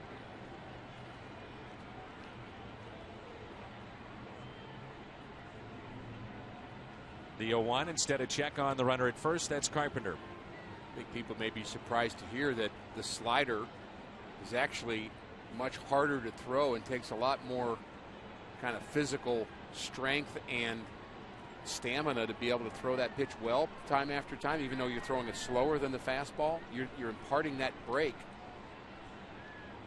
And that is his pitch. He's threw 1 good one, now 2 good ones, but it explains why a year ago maybe he went south, because once that slider starts to wear out, now it's just a slow fastball because it's not breaking. But that was nasty right there. would think that Hayward would see a fastball on this at bat. Here's the 0-2. That time he stayed away. 1 ball and 2 strikes. Hayward with his parents in the seats. Other family members here as well. We talk about the tilt of the slider, and another one's coming. It means it's going to go away from Hayward and down. Hayward a swing and a miss. 0 for 4 today.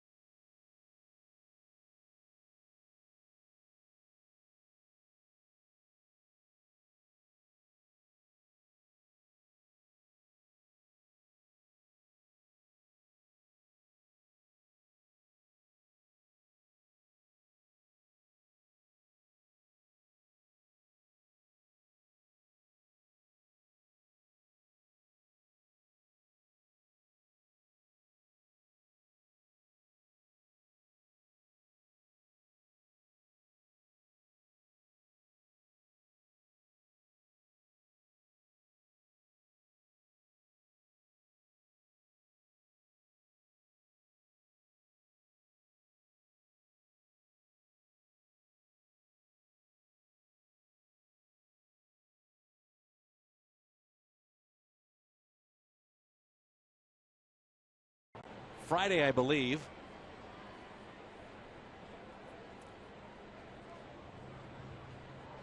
Well, actually, it is a Tuesday, I'm told. Even though the graphic shows Friday, it's a Tuesday, April 17th. And the Bud Bash, those will be on Tuesdays this year for the Bud Bash. That will feature Jack Clark.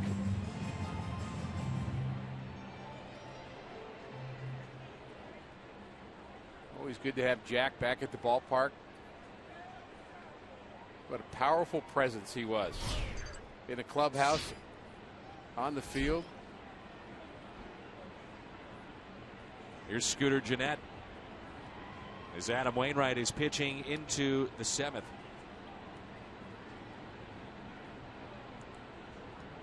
The Brewers could hold on. There's a base hit into right and give Matt Garza a win. It would be his first win against the Cardinals since 2013 when he was a member of the Cubs. As Gennett picks up his first base hit, and they start to scurry now in the Cardinals pen.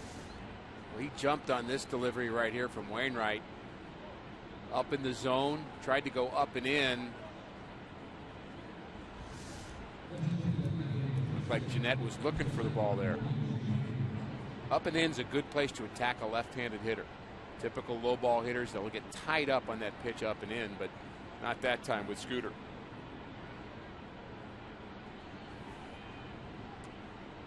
Here's Logan Schaefer, the pinch hitter for Smith.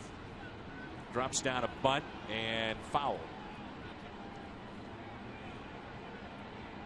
They have a player on their bench that I think is an outstanding player, which is Parra, the former Arizona Diamondback, former Gold Glover in the outfield. They also have a tremendous backup catcher in Martin Maldonado, who might be a starter on many teams around the league. Yeah, they signed him to a multi-year deal because even though he's a backup, they like him. They know he's good. He's a tremendous defender. Not exactly Yadier Molina, although Yadi really kind of an idol of Maldonado's, and he just has so much respect for Yadier Molina. I mean, why wouldn't he? But those two have been close over the years. But Maldonado could certainly start for other teams, especially on the defensive side. Choate on the left side, Seth Maness on the right side getting loose. A short lead at first by Scooter Gennett.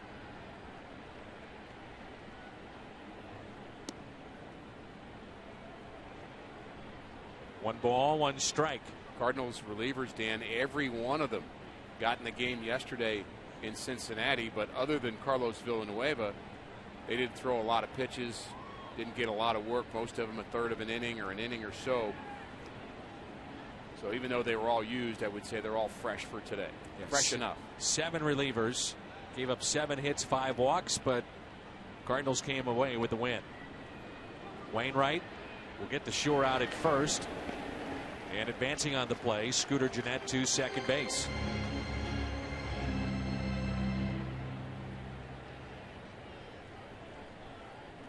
Are you better off in that spot sending a pitcher up to bunt and not wasting Logan Schaefer to bunt? I think there's definitely some thought to that. You've got Kyle Loesch, who's a pretty good bunter. When he was with the Cardinals, he, I believe, led the National League one year in sacrifice bunts. He was up among the league leaders anyway. He certainly was accomplished at it. You know, I think bunting, interestingly enough, is becoming more and more in vogue, moving runners, because, at least with some teams, because the home runs are down. So you're looking for ways to manufacture runs, and you know, it's just the 7th inning. Instead of playing for a big run, they're playing for this one extra run against Wainwright in the 7th. Carlos Gomez reached on an air, is grounded out and also singled to center field. 1 ball, 1 strike. It's Jamie Pogue on the left. Bullpen catcher Tony Cruz, the backup, who's back with the team as Choate and Manis continue to throw. The 1-1.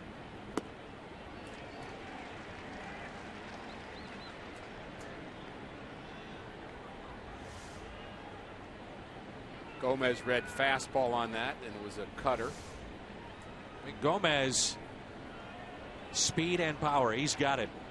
Finished up with 24 home runs, 34 steals a year ago. The rare 20-30 man. And he hits this down the left field line, and that's a fair ball. A runner will score. Gennett, Gomez to second base, and he'll stop there with a double. That makes it a 4-2 Milwaukee lead.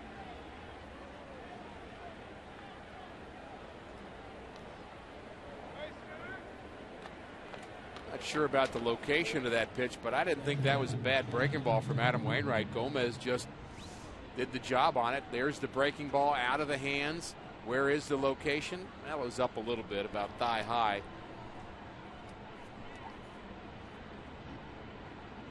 Good job for Gomez, and he is fun to watch run, I'll say. I thought he might think about going to third. Cardinals at least had some stress trying to keep him from doing it. Jonathan Lucroy with 1 out, runner at second base. 95 pitches for Wainwright. Have to figure that this would be his final inning of work. One final in baseball today. Boston over Washington 9-4. Here's an 0-1 pitch. Kansas City winning again. And I know it's the season's first week. It's kind of fun to watch what they're doing. If they hold on, and they're leading 7-3 in the top of the 8th.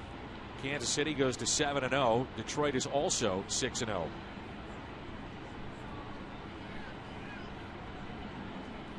Here's a 1-1 pitch. Up the middle, Wong, tough play, and the high throw. A run will score. That's Gomez. Will be the second air charge to Colt Wong.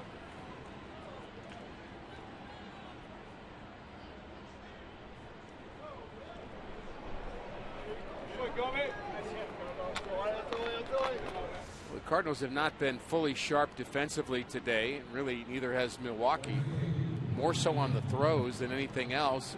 Not an easy throw, off balance, but it just sails on Colton Wong and then Matt Adams, and that allows the runner to score from third. Tried to make the great play, tried to help out his pitcher, but unfortunately Cardinal errors have hurt them. Ryan Braun is 1 for 3. He's fly to center, grounded out to third.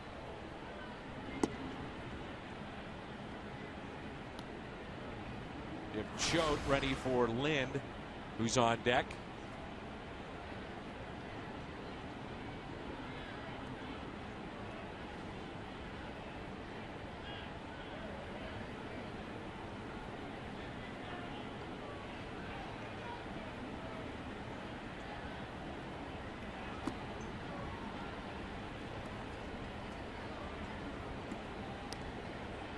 Notice that Mike Matheny is very reluctant to take Adam Wainwright out in the middle of an inning ever. And I think there's something to that. When your ace is your ace, you want to give him a chance to kind of get through the inning and come in and say, okay, offense, win this game for your ace. And I think there's a little bit of that will happen occasionally on a team. You rally behind a guy like Adam Wainwright. I think that's what Mike is banking on right here. 2-1.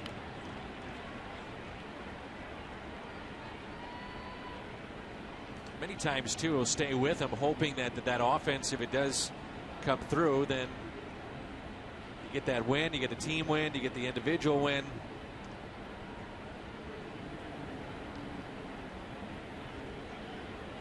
The 2-1 pitch, pulled foul.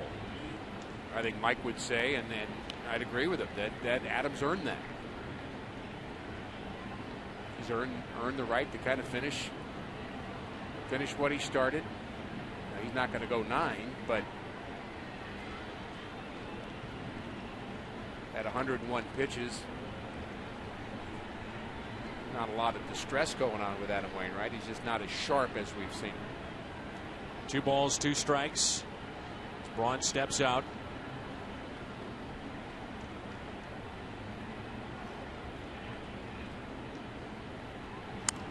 And a ground ball, could be 2. Carpenter, Wong, the first double play. Time to stretch in the home opener. Big bats coming up.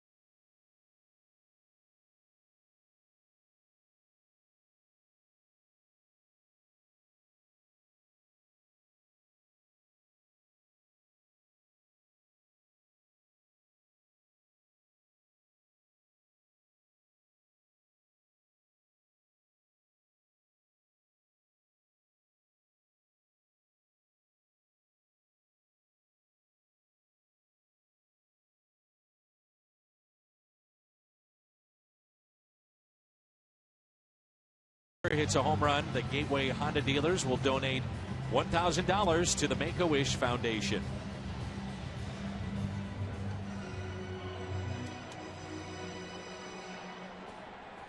A 5-2 Milwaukee lead as we move to the home half of the 7th. And Jeremy Jeffress is our Chevy Colt to the pen, and he's asking that they work on the mound.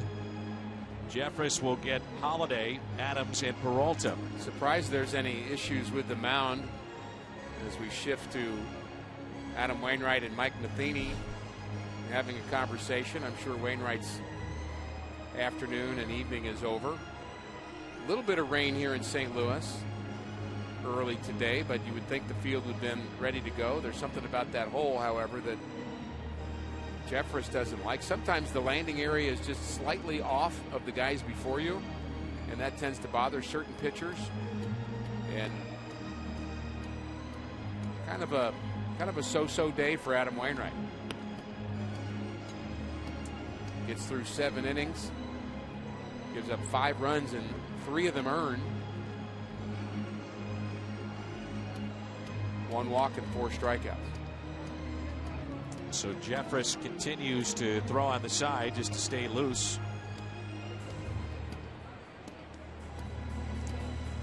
They believe that he has got a power arm. There's a great shot for opening day. The kid was born right after the motorcade. Someday he'll be asked, do you remember your first opening day? And he will say, Mom, it wasn't even one. No, I don't. But Mom and Dad will remember it. They'll have photos, thousands of them.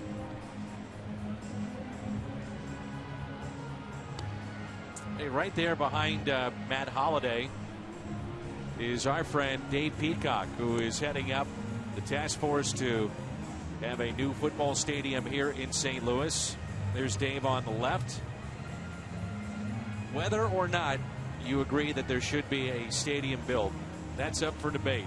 But I'll tell you this, there is nobody that cares more about this city than Dave Peacock and trying to better downtown and better what's happening in our community. He is involved in a ton of other endeavors outside of a football stadium. Very successful in business, but also very supportive of the sport franchises here in town. And there's a look at Ballpark Village, and I think those folks would like a few Cardinal runs this inning. How about that? Wish Dave nothing but the best. I hope he gets it done.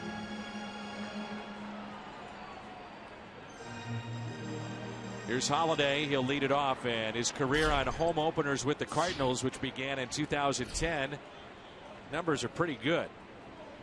Nearly 400, a home run, 5 runs scored. Today, he's 2 for 2 with a walk. Power arm of Jeremy Jeffress. They envision him at some point potentially being a setup man, but they signed K-Rod late. He's the closer, 2-year deal. They've got Jonathan Broxton, hard-throwing right-hander, and this young man. Here's a 1-0. Still, Jeffress is not comfortable with the mound. You can see that the first 2 pitches.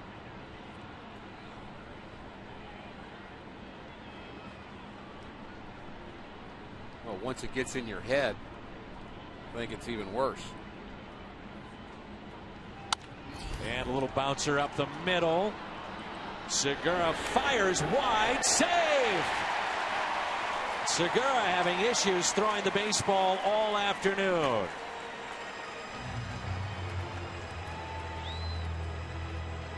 Segura shows the range that we're used to and the strong arm, but not the accurate arm. Does he come back in time? Is he on the base or not? Ron Renicky will not challenge.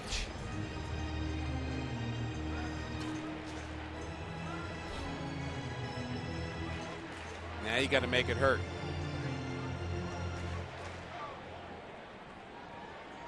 Here's Matt Adams with Peralta on deck. Adams has twice grounded out to second, hit into a fielder's choice. Short lead at first by Holliday. Extremely deep in the outfield. Air charge to Segura on that play. And that's his second of the afternoon.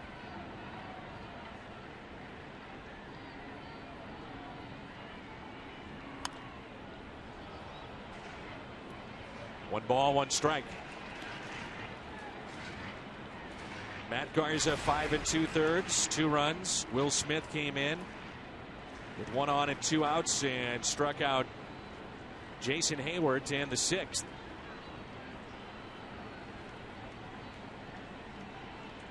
Here's a 1-1 pitch to Adams.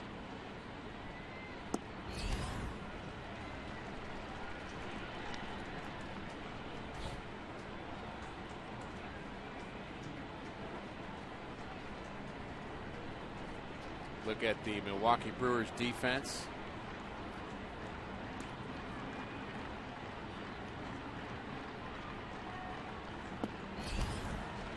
Many times you'll not see an umpire in that spot, but when you have a shift on, runner at first, the second base umpire is moved to the shortstop side of the bag, which is unique in this particular position, and he's also on the dirt.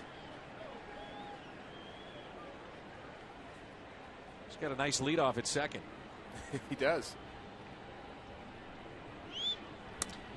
And the 3-1 is a base hit in the center. Holliday stops at second and then is hit by the throw that came back into the infield. Adams, a single, brings the tying run to the plate.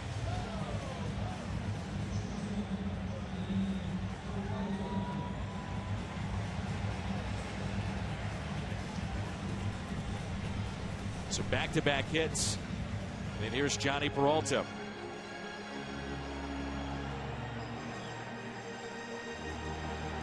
Maybe a one-run game. Matt Holliday tests the arm of Carlos Gomez, who throws very well in center field.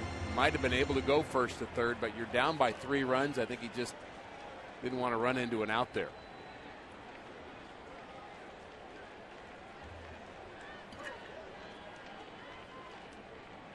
So here's Peralta with 2 runners on. Wild pitch. Runners advance to second and third.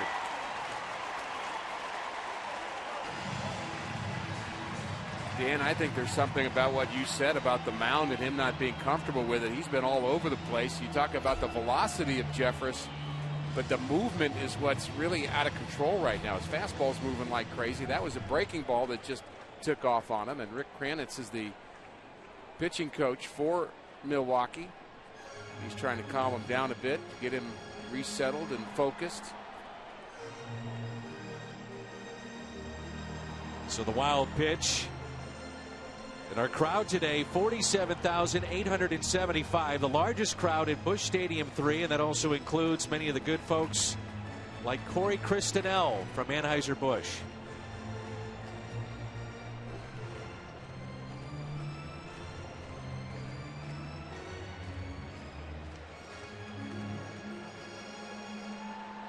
Corey playing hooky again.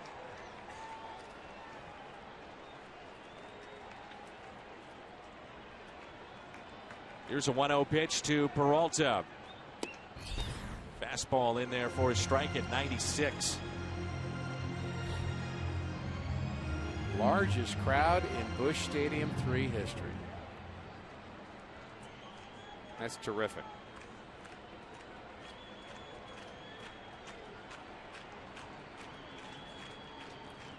Here's a 1-1 in the dirt, picked by LUCROY. I think if you're Matt Holliday and Matt Adams, you have to be ready for a lot of different things, including another wild pitch or a pass ball. Jeffress is hard to catch right now.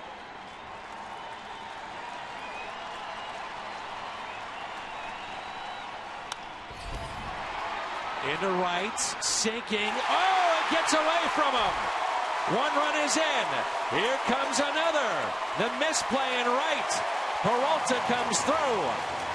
5-4 Milwaukee.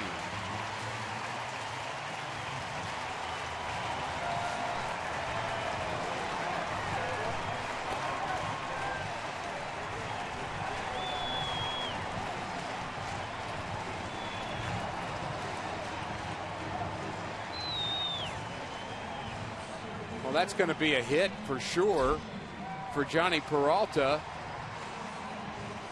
But what Ryan Braun does is allow an extra run to score and Johnny Peralta to get into scoring position.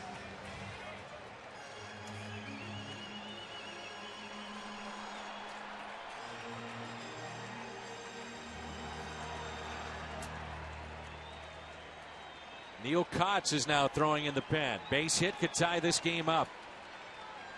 Still nobody out. Ramirez in at third base. Jay bunts and pushes it foul for strike 1.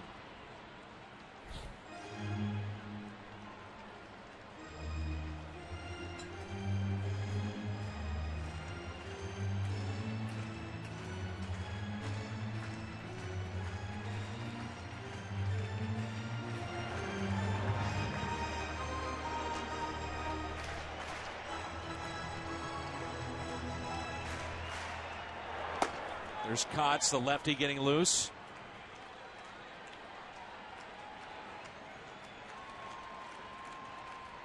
And here comes an 0-1 pitch to John Jay. Squaring to bunt again and takes a ball. 1 ball, 1 strike.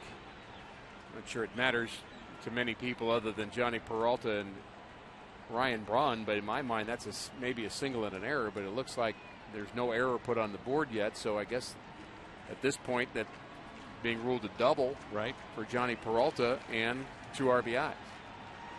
Here's a 1-1. 2-1. Molina on deck. And then you'd have Colton Wong. You know Colton would love to come up with a chance to do some damage. A couple of errors here on opening day. So that trying to help out your starting pitcher conversation. Cardinals would love to get a win for Adam Wainwright here on opening day.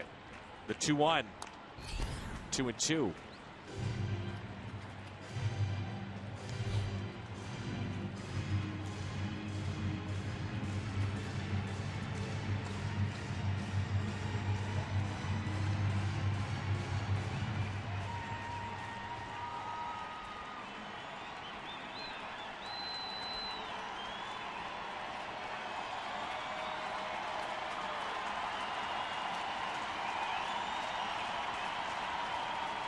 The 2-2 pitch.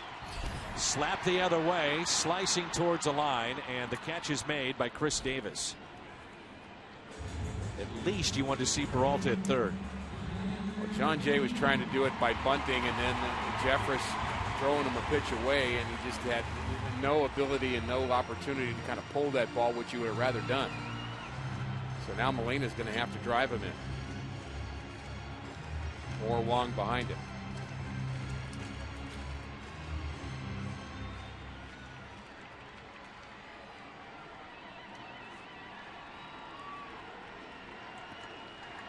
This could be the last hitter for Jeffress with Wong, the lefty. Kotz getting loose. Molina hits it up the middle slowly, backhanded by GENNETT, and he makes the play.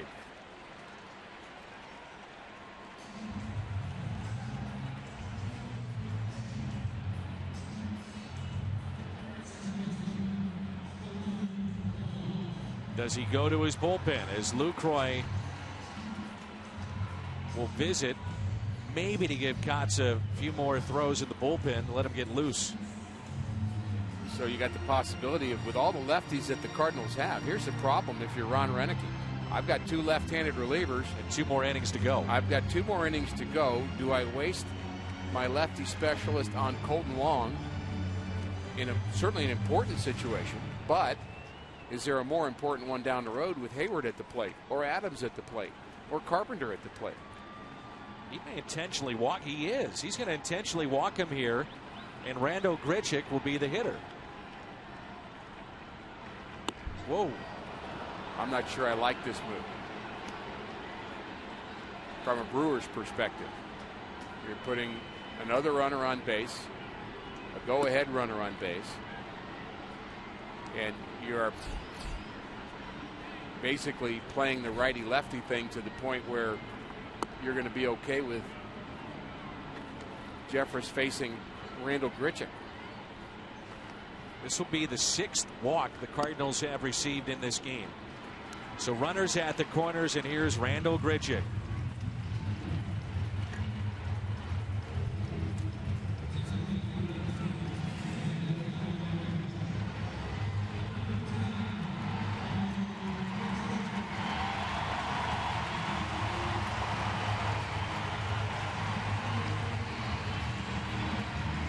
What I'm looking for in this at-bat is how sharp is the breaking ball of Jeffress.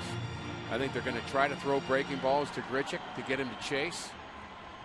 But if he hangs one, Grichuk can hit that one.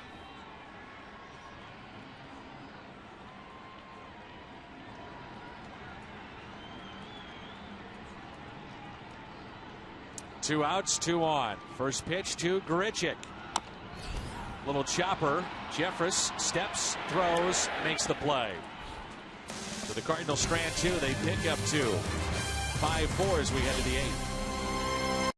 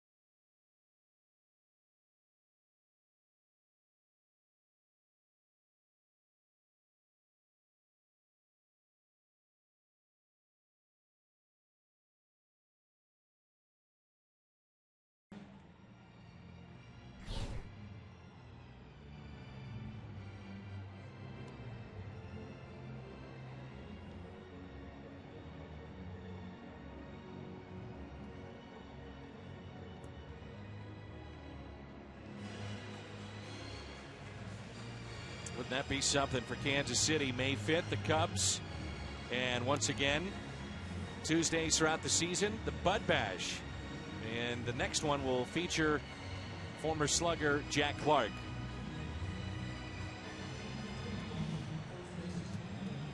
Our Chevy called to the pen, and Randy Choate is in for St. Louis. A couple appearances already for Randy Choate, left-handed specialist. And I would guess that he may just be in for one batter here. The game is tightened up here. The Cardinals picking up 2 runs in the bottom of the 7th inning to move within 5-4. And I would guess Choate would have Lind, and then we would see Seth Maness.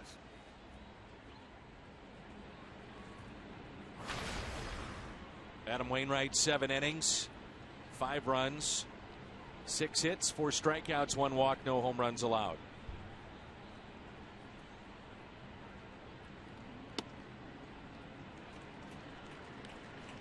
Lind a double down the right field line back in the 6th.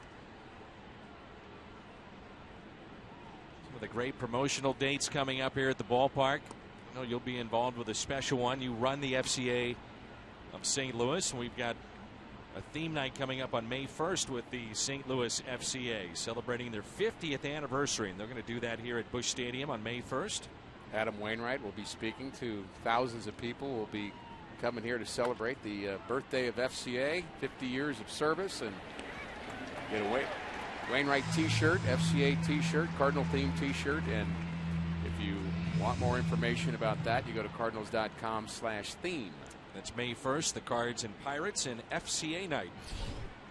So Randy Choate gets the one man he was called upon to get. That's Lind, and now Maness coming on, and our Chevy called to the pen.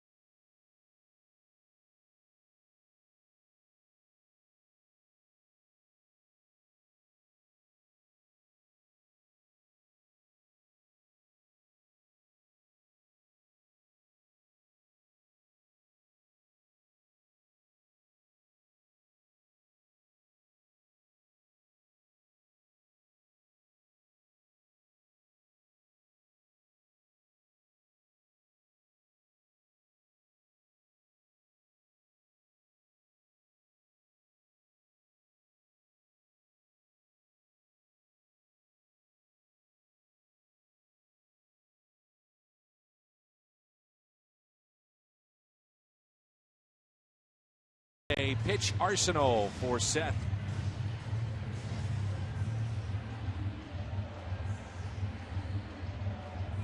%70 fastballs. Sinker really his best pitch. Gets ground balls, gets him in a hurry, works fast, and is definitely not one of the culprits when it comes to the speed up need throughout baseball, that everybody's trying to move the pace of play. He works quickly, gets the ball, get back on the mound, ready to go. And he's going to have some quick innings this year with the batters not getting out of the box. For the most part, the batters have complied, Dan. I haven't seen too much kind of obstinance from the hitter's point of view. There's his work over the last 7 days.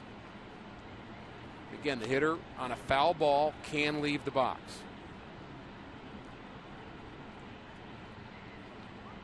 Here's a 2-1. The fly ball lifted to right. There's Hayward.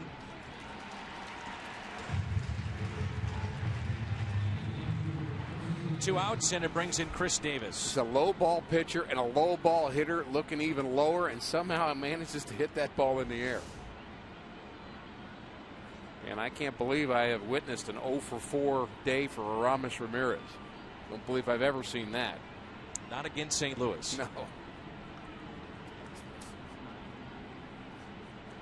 So 2 outs, nobody on, and here is Chris Davis. When Ryan Braun was suspended, Davis got a chance to play. Cardinals have a shift on him. July 23rd of 2013. That was his first major league homer. And since that time, he is 3rd among National League outfielders in home runs. Good numbers here against Maness, 4 for 7 with a long ball. The 2-0 pitch hit on his hands, and it's 2-1. Well, Maness, we mentioned he works quickly, but he's got a fast delivery too. Everything's very fast twitch in his delivery. It's not kind of a slow, nice and easy, smooth deal. I mean, he just, when he starts going, he goes. Boom. The 2-1 pitch tied him up, and it's 2-2. I've always felt like a delivery like that actually heightens the deception of a changeup, and he's got a good one.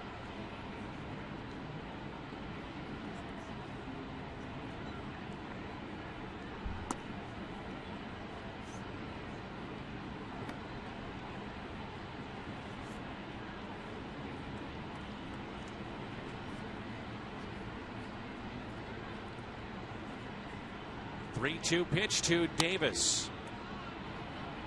We'll do it again.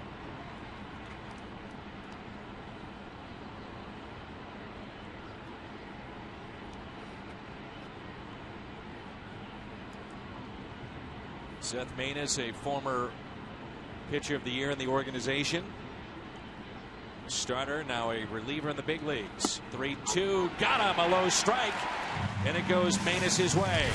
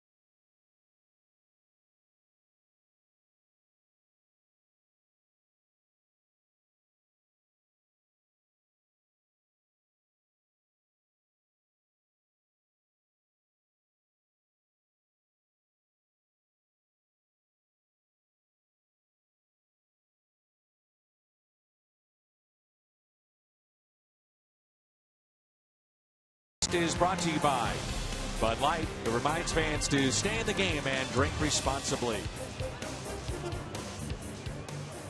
Rain has stayed away for the home opener here in St. Louis.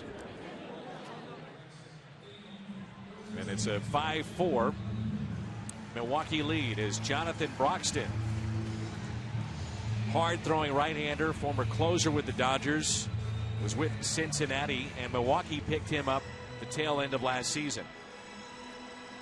He was really struggling with Cincinnati, and it just had a lot of bad games, and they just kind of done with him. And you know, he's a guy that's got a big upside when he's right. Throws hard, as you mentioned. Milwaukee has really struggled to find the right combination to lead up to Rodriguez in the last couple. In fact, before Rodriguez was good, he was part of the problem. They had Axford for a while, and Rodriguez was struggling, and they kind of lost the closer role, and then kind of figured it out again, and now is one of the top closers. But just the overall combination hasn't been very consistent for Milwaukee over the last couple of years. Here's a 1-0 pitch. Towards short, Segura. Diving stop, and he throws a strike this time to first to take a hit away from Carpenter. That's the range that you spoke of earlier. By the way, Manny Parra is in left field. Broxton is in the 6th position in the lineup. There's the range. Boy, that's a good play. And he also has a strong arm. We've seen the errant throws, but that is a strong throw, flat-footed. There's a look at Parra, the former Gold Glover, can play all 3 outfield spots in a very strong arm. You think Ozzie Smith liked that play? You bet. Being here at the ballpark today? He appreciates that kind of play. 1 out, nobody on. Here's Hayward. Breaks his bat and a base hit. As he singles out to left. And the Cardinals have the tying run on. And the go-ahead run will come to the plate. Right off the end of the bat, which is now an X bat. It's now lumber. It's now firewood, whatever you want to use it for. But worth it. Here's the great thing about Hayward, too, on the base pass. He's not going to clog up the bases. Holliday hits a gapper. He's scoring. You also can steal against Broxton. Even though he's a hard thrower, not overly quick to the plate, Hayward with good speed at first base. 1 out. And the first pitch to Holliday. He's had a good day.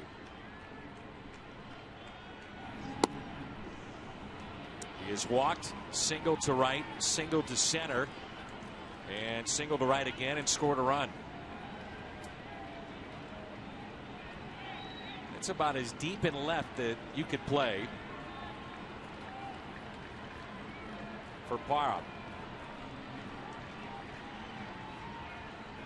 Hayward leaning a bit. Not running the 0-1. Now 0-2.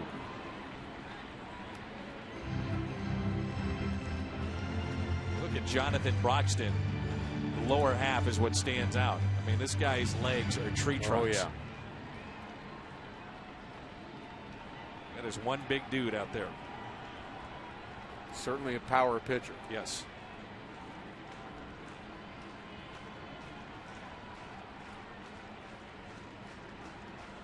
Oh, 0-2 pitch. Got him. So strikeout of Holliday.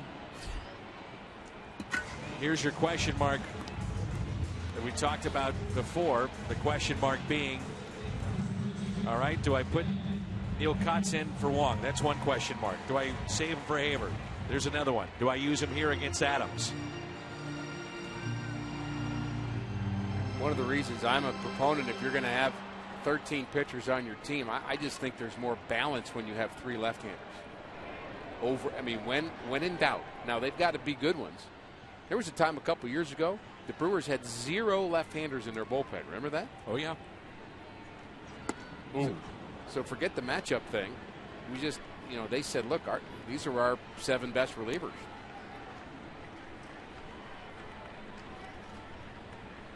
Milwaukee's media guide has Broxton at 6'4", 305 pounds.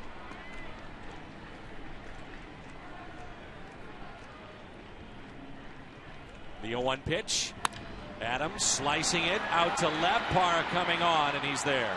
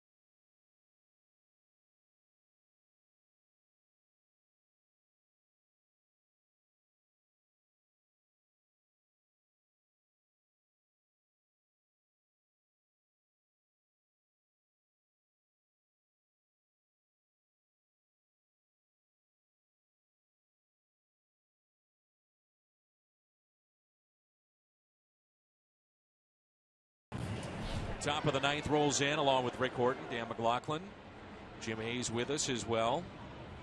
Danny Martinez helping us here in the booth.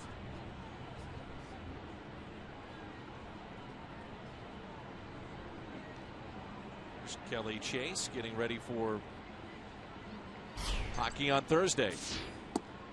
And the first pitch to Gene Segura. I like Chaser representing the Cardinals, though. I like that. Not surprised. Matt Belisle is the new pitcher. K-Rod is getting loose in the pen. Belisle's our Chevy call to the bullpen. Gave up a couple of hits yesterday. And like Manus, they're similar in terms of being a quick worker and a guy that's not going to walk a lot of batters. He's going to throw strikes. They're both very durable. He's got a little bit more, I think, of a slider in the repertoire than Seth does. And a little more velocity, perhaps. Belisle was telling me in spring training he couldn't believe the Cardinals called him. He said this was, for him, a dream come true. Always wanted to play in St. Louis. He saw it firsthand in Cincinnati for a number of years, then with the Rockies, and now with St. Louis.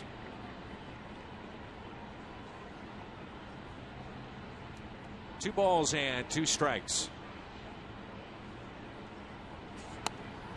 Said you watch it from the outside, the opposing team, and you wonder what's in the secret sauce with those guys. That's exactly what he said. He said, how are they doing this? How are they winning year after year? Well, he's going to get inside the kitchen and find out. The 2-2. Segura hits a fly ball into right. There's Hayward. He was looked like trying to shade himself a little bit from the lights. This copyrighted telecast is presented by authority of the St. Louis Cardinals. It may not be reproduced or retransmitted in any form. And the accounts and descriptions of this game may not be disseminated without the express written consent of the St. Louis Cardinals.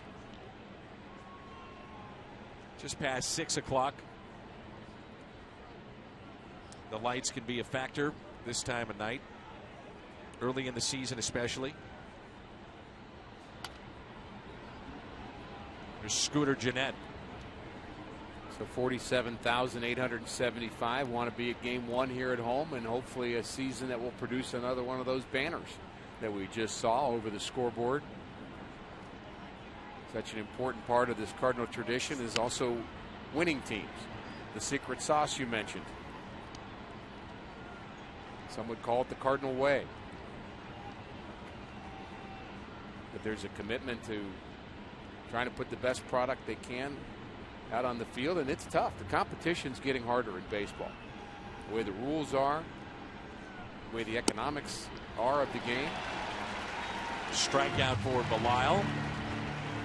He's got the first two. Backdoor starts out off the plate and just hits that outside corner. A little running fastball, maybe a little generous. Gerardo Parra took over in left, part of a double switch.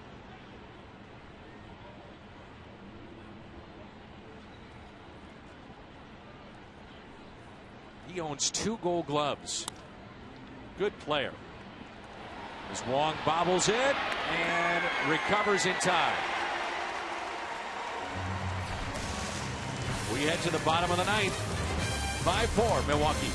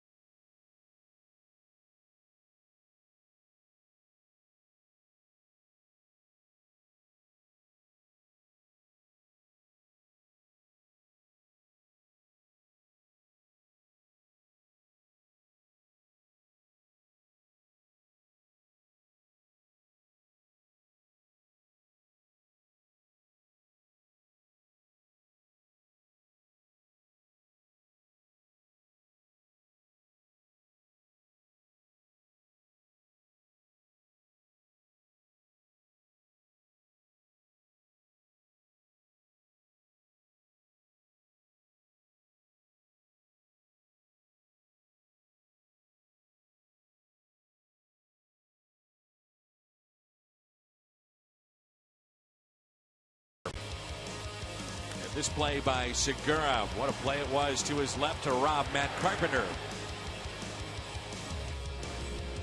Francisco Rodriguez, K-Rod from Venezuela.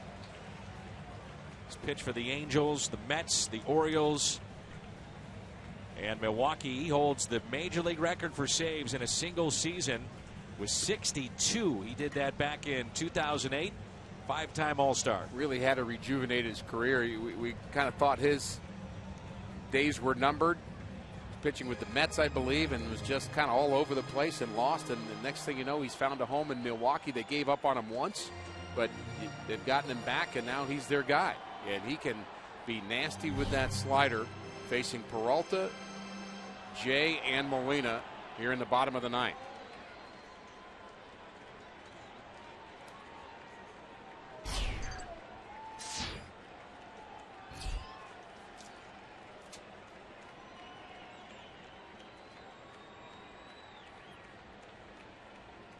Originally signed as a starter back in the early 2000s. Then he had shoulder issues and elbow issues. Undrafted free agent. And they moved him to the bullpen, and his career took off.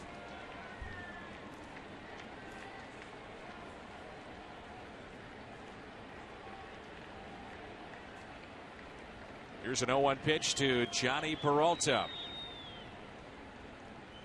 Peralta, oh, back to Rodriguez. Self-defense, and he makes the play. Wow. That was self-defense with some athleticism.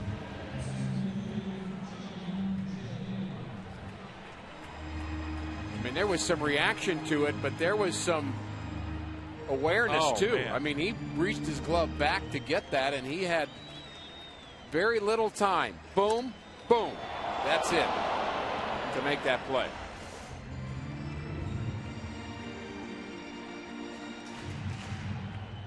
Not only is that a terrific play, but no chance for a middle infielder to knock that ball down. That ball was going into center field.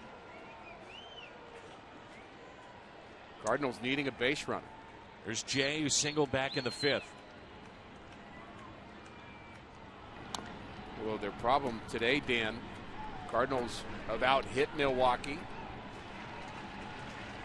Cardinals have received more walks than Milwaukee has. Garza walked 5, Jeffries 1. So the problem is the left on base. That's the difference. Here's the 0-1. Got him out in front. Ground ball hit to second. 2 away, and it's up to Molina. The transition to closer for Rodriguez began in 2005 after Troy Percival left the Angels, and K-Rod was the primary setup man.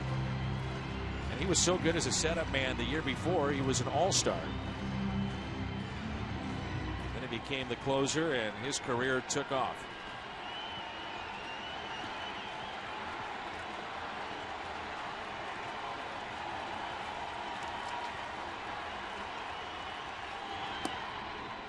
And a strike to Molina.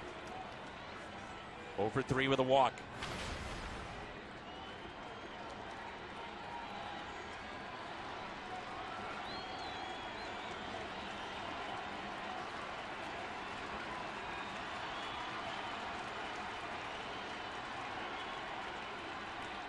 Molina, bouncer to short. This should do it. Segura up with it. And the Brewers take game 1 of this series as Rodriguez picks up the save in the final of 5-4. Well, a lot of wonderful things here this afternoon with our pageantry before the game, opening day, and certainly a huge crowd here, largest crowd in Busch Stadium 3 history, and unfortunately the Cardinals come out on the short end of the stick, but plenty of good moments ahead in 2015. Budweiser player of the game, we're going to give it to 92-year-old Red Cheney's. Back for another opening day, one of our favorites. The Budweiser player of the game, the Hall of Famer Red Cheney's. Post-game show comes your way next.